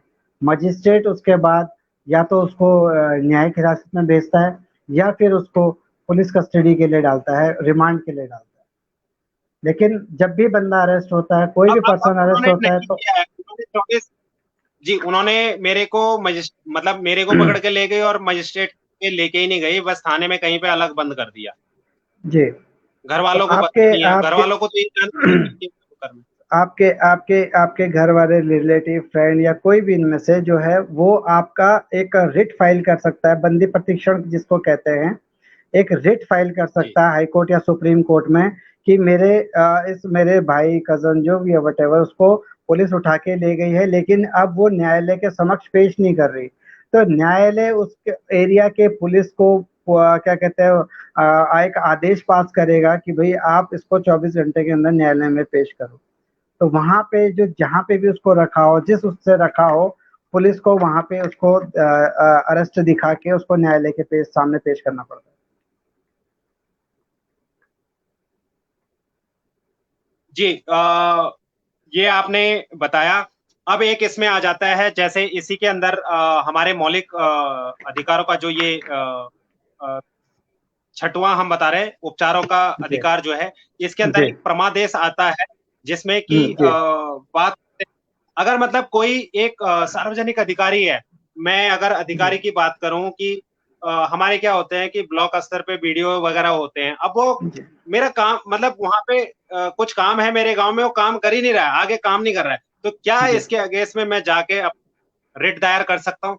100% आप इसके खिलाफ रिट दायर कर सकते हैं। इसको परमादेश रिट फाइल क्या बोला जाता है। इसमें जब सरकारी अधिकारी किसी भी कर्तव्यों का अपना पालन या आदेश नहीं कर रहा होता, तो न्यायालय के समक्ष जब ये रिट फाइल होती है, तो न्यायालय उसको डायरेक्ट कोर्ट में बुला के पूछ लेता है, क्या रीज़न है, क्या कारण है, जिसकी वजह से आप अपने कर्तव्यों का पालन नहीं कर रहे। तो वहाँ पे आके उसको रीज़न देना पड़ता है, राइटिंग में वो रीज़न देना पड़ता है, और जो अगर वो चीज़ जेन्युइन होगी तो उसके लिए वो सज़ा का जी, प्रावधान भी है। अभी हमारे काफी साथी इस टाइम पे, जैसे मैंने पिछली बार व्यवसाय के ऊपर किया था, तो काफी लोगों को लोन से संबंधित प्रॉब्लम आ रही थी कई जगह, मतलब अब ये जो जो लोन, जो सरकार की नीतियां आती हैं, ये गवर्नमेंट नीतियां जितनी भी आती हैं, इसको फाइनेंस करने के लिए जितना भी है, सरकारी बैंक ही अलाउ एलोकेट होते हैं। अब अगर कोई मेरा एक लोन है, उसके ऊपर प्रोसीडिंग मेरा बैंक मैनेजर, सरकारी बैंक मैनेजर नहीं कर रहा है, तो उसके खिलाफ भी क्या मैं रिट दायर कर सकता हूँ? देखिए, आपका प्रोजेक्ट जो है जेन्युइन तरीके से होना चाहिए, अप्रूवल होना चाहिए सबसे पहली बात। उस चीज़ के लिए अगर आपका जी अप्रूवल लेटर दिया जाता है बैंक के द्वारा आपको, अगर आपका उसमें अप्रूवल नहीं है, अप्रूवल आ गया है, उसके बावजूद आपका काम नहीं हो रहा, कई कई रीज़न हो जाते हैं उसमें कि नहीं होता, तो उसके जी, खिलाफ आप क्या कहते हैं, रिट फाइल कर सकते हैं। अधिकार प्रक्षालेख जिसको तो कहते हैं परमानेंट कि उसके खिलाफ जी जी जी। बिल्कुल, बिल्कुल, बिल्कुल। अब इसके जो नेक्स्ट है रिट में हमारा प्रतिषेध जो आता जी। है, ये हुँ, बेसिकली थोड़ा सा मैं जानना चाहूंगा कि इसमें मुझे पता है कि जैसे कई बार हो जाता है कि सरकार ही या कोई भी काम जबरदस्ती, मतलब कुछ भवन निर्माण या कुछ इस तरीके का करने लग जाते हैं, जिसमें कि जी, मेरी जमीन को भी नुकसान हो रहा है, मेरी खेती को जी, नुकसान हो रहा है, जी। मेरे अपने मेरा अपना ही छोड़ो, मतलब लोगों का इसमें मेरी कम्युनिटी का, मेरे गांव का इसमें नुकसान हो रहा है। तो मैं, जी, जैसे अगर आप अभी देखें, कुछ दिन से अभी जो रोड बन रही है एक तरीके से, हम उस पे ऑल वेदर रोड के लिए कह रहे हैं, तो कहीं पे एक मंदिर भी तोड़ा गया, और पीपल का पेड़ आ रहा है, तो उसके लिए आजकल अनशन वगैरह भी चल रहा है, प्रोटेस्ट चल रहा है जी, बेसिकली। तो जी। क्या इसके लिए भी मैं रिट फाइल कर सकता हूँ? बिल्कुल, डेफ़िनेटली, क्यों नहीं? इसके लिए प्रतिषेध एक रिट आपके लिए है। इसमें एक आप अदालत जो है, निचली अदालत को आदेश देती है कि ये आपके लिमिटेशन या क्षेत्राधिकार से बाहर का केस है, इसको आप डायरेक्ट मेरे पास पेश करें, मैं इसमें जो है ऑर्डर करूँगा। अच्छा, तो मतलब बेसिकली अगर आपको इन चीजों से जो जो मतलब सरकारी काम भी है, उनसे अगर आपका या किसी समुदाय का, या फिर समुदाय नहीं कहूंगा मैं, मतलब कुछ लोगों का सार्वजनिक तौर पे किसी का नुकसान होता है, तो उसके लिए मैं रिट दायर कर सकता हूँ 100% सरकार के बिल्कुल, आप पास कि सर इसको देखिए आप इसमें। जी, जी, जी, जी। बहुत बहुत धन्यवाद जोशी जी इसके आ, ये इसके आगे रिट और एक उत्प्रेरण इसमें क्या है, इसको थोड़ा सा डिटेल में बताइए, ये मतलब एक्चुअली मेरे को तो जी, थोड़ा सा ज़रूर, ज़रूर, ज़रूर, ज़रूर। मैं इसकी समझ में। डिटेल बताना चाहता हूँ। कुछ प्रॉपर्टी के मामले होते हैं, प्रॉपर्टी के मामले अक्सर जी देखा जाता है कि काफ़ी लंबित रहते हैं, काफ़ी लंबे समय से पेंडिंग रहते हैं कोर्ट में। 10 10 20 20 25 25 साल चल जाते हैं प्रॉपर्टी के मैटर, कभी कुछ कभी कुछ कभी कुछ। तो जब सुप्रीम कोर्ट जी इसमें जब ये काफी लंबे मैटर को नहीं सुनवाई होती, तो इसमें जब हम रिट फाइल करते हैं तो सुप्रीम कोर्ट कहता है कि इस जितने भी लंबित मैटर हैं अगर उसमें रिट फाइल होती है तो सुप्रीम कोर्ट उसका उस पे ऑर्डर कर देता है, उसको जल्दी से उसका निपटारा कर देता है। ये रिट उस चीज के लिए बनाई गई है। जी, बहुत बहुत धन्यवाद जोशी जी। और मेरे हिसाब से इसमें रिट में एक अंतिम आता है अधिकार परीक्षण। जी अ, ये क्या है, डिटेल में हमारे साथियों को बताएं। जो मैं जानता हूं, अगर इसमें क्या होता है कि मैं अगर कॉमन प्रॉपर्टी मैं मतलब एक कॉमन एरिया है और मैंने जाके उस पर अपना कब्जा मार लिया है, तो होता जी भी है विभिन्न समुदाय के तौर पे भी कब्जा मार लिया है मेरी जमीन को, या फिर गांव की जमीन को लोग हड़पने लग गए, तो इसके खिलाफ मैं जा सकता हूँ। जरूर, बिल्कुल। इसको क्या कहते हैं, अधिकार प्रक्षालेख बोला जाता है। सार्वजनिक पद पर जब गैर कानूनी तरीके से जो ये चीज को प्राप्ति करी जाती है गैर कानूनी तरीके से, उस चीज के लिए ये जी, आपका राइट बनता है कि आप इस पे रिट पे जा सकते हैं। जैसे जैसे मैं ये अपने उत्तराखंड को लेके इस चीज को कहना चाहूंगा। हमारे यहाँ पे हमारी जो जंगल है, जो हमारे कॉमन एरियाज हैं, आप देखते हैं कि कुछ लोग जो बाहर से आए, फैक्ट्री छोटी सी जगह ली और उसके बाद वो अपना अधिग्रहण करने लगते हैं। पता चला जी कि एक नाली जमीन मिली थी, वहां पे उन्होंने 50 नाली कब्जे में कर ली। तो इसके बिल्कुल। खिलाफ आप रिट दायर कर देखिए सकते हैं। देखिए बिना बिना बिना सरकारी सहमति के, बिना सरकारी लोगों के मिले-जुले से आप ये चीज़ नहीं कर सकते। कहीं न कहीं उसमें लोग शामिल होते हैं, तो इस चीज़ के लिए आप ये रिट फाइल कर सकते हैं कि भई अधिकारी भी नहीं सुन रहे, चीज़ें मिली हुई हैं और ये इसको इतना अलॉट हुआ था, अब इसने इतना एक्सपेंड कर दिया चीज़ों को लेके, तो वो गैर कानूनी है। जी। इस चीज़ के लिए आप ये रिट फाइल कर सकते हैं। तो क्या पहले मेरे को अधिकारियों के पास जाना पड़ेगा, या मैं डायरेक्ट जाके कोर्ट में ही जा नहीं, आप सकता हूँ? ये आपका ये जो आपके रिट है, ये डायरेक्ट आप कोर्ट में फाइल, हाई कोर्ट और सुप्रीम कोर्ट में डायरेक्ट फाइल करते हैं। वो फिर अधिकारियों को वो वो इंटीमेशन देंगे कि भैया आपने यस, अधिकारियों को नो कोर्ट जो है नोटिस करता है, फिर वो कोर्ट में आके अपना राइटिंग में जो भी स्टेटमेंट है, जो भी चीजें हैं, वो राइटिंग में देते हैं। जी जी जी जी। बहुत बहुत धन्यवाद जोशी जी, आपका समय देने के लिए। और हम बेसिकली ऑलरेडी बहुत समय आपका ले चुके हैं। अ, इसके बाद यहाँ पे वैसे बीस जी ने पूछा है कि क्या क्या प्रावधान है कि संविधान को जनता अपने हिसाब से बदल सकती है? देखिए भारतीय संविधान में ये चीजें, जो चीज बन गई हैं, देखिए अमेंडमेंट होता रहता है और काफी अमेंडमेंट होते हैं, चीजों में सुधार होते हैं, बट लेकिन जो कानून, ये जो अधिकार दिए गए हैं, इस चीज को चेंज नहीं किया जा सकता। हाँ, जैसे कुछ कमियां छूट गई है, कुछ कमी रह गई, या कुछ लगता है कि समय के साथ इसमें सुधार होना चाहिए, तो उस चीज में अमेंडमेंट होते रहते हैं, उस चीज में अमेंडमेंट होते रहते हैं।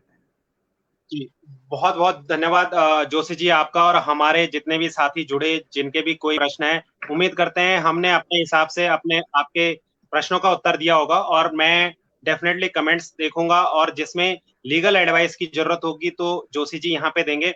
जोशी जी, आप अपनी तरफ से हमारे साथियों को, खासकर उत्तराखंड की जनता को, उत्तराखंड के लोगों को, और वैसे भी जो कॉमन है, इनको अपनी तरफ से क्या संदेश देना चाहिए? देखिए, मैं सिंपल एक बात कहना चाहता हूँ, मैं खुद उत्तराखंड से जुड़ा हुआ हूँ और कोई भी किसी को भी किसी भी प्रकार का अगर इश्यू होता है, तो आप मेरा नंबर ले सकते हैं। जो जानकारी है वो डायरेक्ट भी मुझसे आप ले सकते हैं, बट लेकिन थोड़ा एक समय मेरा ऐसा होता है कि कोर्ट का समय, उस समय जो होता है 10 से शाम को 4 बजे तक का, उस ड्यूरेशन में मुझे कॉल, उसके बाद मुझे कॉल करना है। कोई भी अगर किसी का जैसा भी इश्यू होगा, यथासंभव उसकी मदद की जाएगी। और धन्यवाद देना चाहता हूँ मैं अजय भाई का और पूरे वन यूकेटी टीम का, जिन्होंने बहुत अच्छी मुहिम शुरू करी है। और मैं हमेशा आप लोगों के साथ हूँ, जब भी आप इस तरह का प्रोग्राम करेंगे, तो मैं हमेशा इस चीज़ के लिए आपको, अगर कोई भी क्वेश्चन, प्रॉब्लम है, कुछ भी है, अब मैं कहना चाहता हूँ कि मंथ में एक बार अगर कुछ लीगल का आप ये चला सकें, तो मैं हमेशा, मेरा सहयोग आप लोगों के साथ रहेगा। बहुत बहुत धन्यवाद जोशी जी, आपके समय के लिए और अपने साथियों के लिए भी। और हमारे बीच जी भी कह रहे हैं कि आप बहुत अच्छे व्यक्ति हैं, और टीम को इसी प्रकार सभी साथियों को जोड़ के, मिल के, और हमें अपने उत्तराखंड के प्रत्येक व्यक्ति को सशक्त करना है, चाहे कानूनी पेशदा हो, चाहे किसी भी प्रकार का हो। हम पूरा उम्मीद करते हैं कि जोशी जी हमारे बेसिकली अपने उत्तराखंडियों के साथ हमेशा खड़े हैं। जैसे उन्होंने बता दिया कि 10 से 4 क्योंकि कोर्ट का प्रोसीडिंग होता है, उसके बाद आप उनको कांटेक्ट करना चाहें तो उनको कांटेक्ट कर सकते हैं। आप अपना नंबर अगर देना चाहें जोशी जी यहाँ पे हमारे साथियों को तो आप दे सकते हैं। ये आपकी खुद की इच्छा है क्योंकि अपनी लाइफ और मतलब पर्सनल इन्फॉर्मेशन है वो अगर आप शेयर करना चाहें। नहीं श्योर, अगर रीजन किसी का जेन्युइन रहा, कुछ ऐसी चीजें रही कि वाकई जरूरत की चीजें रही। कई लोग बीच में मैंने शुरू करी थी, एक मुहिम शुरू करी थी और मैं उस चीज को फुलफिल नहीं कर पाया। रीजन इसलिए नहीं कर पाया, लोग मुझे रात को 10-10, 11-11, 12 बजे फोन करके वो एक क्या कहते हैं, एक सिर्फ एक वो चीज वो मतलब करना नहीं होता, सिर्फ एक पूछना होता है। तो उस चीज के लिए फिर मैंने एक टाइम लिमिट बांधा उन चीजों के लिए। तो पर्सनल लाइफ इस चीज में तो डिस्टर्ब हो रही थी। तो मैं कहना चाहता हूँ कि कोई भी आप 6 से 8 मुझे आप कॉल कर सकते हैं, मेरा नंबर ले सकते हैं। मेरा नंबर 9717054073 है। आप इसके चैनल के माध्यम से भी मुझे संपर्क कर सकते हैं और अजय भाई के थ्रू भी मुझे संपर्क कर सकते हैं। जी, जी भाई जी। वन यूके टीम के साथ आप संपर्क कर सकते हैं और हम डेफिनेटली हमारे साथ और भी साथी जुड़े हुए हैं और डेफिनेटली कुछ ना कुछ उसमें प्रयास करेंगे। लेकिन जैसे जोशी जी ने कहा, देखिए जो हमें अधिकार हैं, जो हमारे राइट्स हैं, हम उसका गलत फायदा ना उठाएं। जो व्यक्ति जी आपके साथ खड़ा है, उसका गलत फायदा ना उठाएं। गलत के खिलाफ हम हमेशा हैं, चाहे जी वो अपना भी हो। ये जी मैं दोबारा बिल्कुल। हर समय अपने सभी साथियों को कहता हूं, गलत के खिलाफ, गलत के साथ हम कभी खड़े नहीं मिलेंगे, कभी नहीं कभी, चाहे जी वो बिल्कुल हमारा अपना ही क्यों। बिल्कुल। सही के साथ हम खड़े मिलेंगे और यही हम आपसे भी उम्मीद करते हैं। आप सही दिशा में काम करें, सशक्त बने जानकारी के साथ। आपको किसी से भी डरने की जरूरत नहीं है, ये आपके अधिकारों की बात है। जो जो चीजें आपको बताई गई और यही हमारा भी प्रयास रहता है कि जानकारी के साथ आप सशक्त बने। जानकारी के अभाव में हम समय भी गवाते हैं, धन भी गवाते हैं। तो ये एक तरीके से आपका अपना खुद का बेनिफिट है। और जोशी जी बहुत बहुत धन्यवाद, आपने बहुत समय हमने मैं ले लिया एक एक्चुअली जो ये एक काफी रिक्वेस्ट फिर से, जी, एक छोटी सी रिक्वेस्ट मैं फिर से सबसे कहना चाहूंगा। जो भी उत्तराखंड से बिलोंग जी, करते हैं, जो भी उत्तराखंड के बाहर हैं, इंडिया से बाहर हैं, जिस प्रकार जहाँ जिस उसमें सक्षम हैं, कृपया करके उत्तराखंड के लोग और उत्तराखंड के विकास के लिए जरूर कुछ ना कुछ सहयोग करें। ये जरूरी नहीं कि वो धन के या आर्थिक सहायता से सहयोग हो, अपना फिजिकल अपीयरेंस हो या बिल्कुल। फिर और चीजें हों, उस चीज में सपोर्ट करें। देखिए हमारे उत्तराखंड में एक से एक चीजें हैं। अभी मैं बीच में देखा है, मैंने रिसर्च चल रही थी, उसमें रिसर्च हुई है। हमारे उसमें एक बिच्छू घास बोला जाता है जिसको, उसमें हमारे लिए वो जी, जंगल का एक घास है, सिंपल एक घास है। अभी उसमें रिसर्च हुआ है, साइंटिस्ट ने उसकी चाय पत्ती बनाई है उसके थ्रू, और जिसको निटल ग्रास आप गूगल पे डाल के देखें, वो 3,500 रुपए केजी है और इनिशियल कैंसर को खत्म करती है। हमारे उत्तराखंड में इतनी बेहतरीन चीजें हैं, जो कहते हैं आपदा, हमारे इतनी आपदाएं हैं तो चीजें भी दुनिया भर की वो कहते हैं देवभूमि इसीलिए कहा गया है। वहां पे हमारे बहुत सारी चीजें हैं जिनको हम चाहें तो उसको बिजनेस में प्रमोट कर सकते हैं। हम अगर खुद फिजिकली नहीं जा सकते तो अपने भाइयों के थ्रू उस चीजों को हम प्रमोट कर सकते हैं, अपने उत्तराखंड को प्रमोट कर सकते हैं। जी, बहुत बहुत धन्यवाद जोशी जी, और बहुत अच्छा संदेश आपने दिया। हमें जितना भी हो सके अपना प्रयास करना चाहिए, अपने समाज के लिए, अपने राज्य के लिए, अपने देश के लिए। और इन्हीं शब्दों के साथ जय भारत, जय उत्तराखंड। जय उत्तराखंड।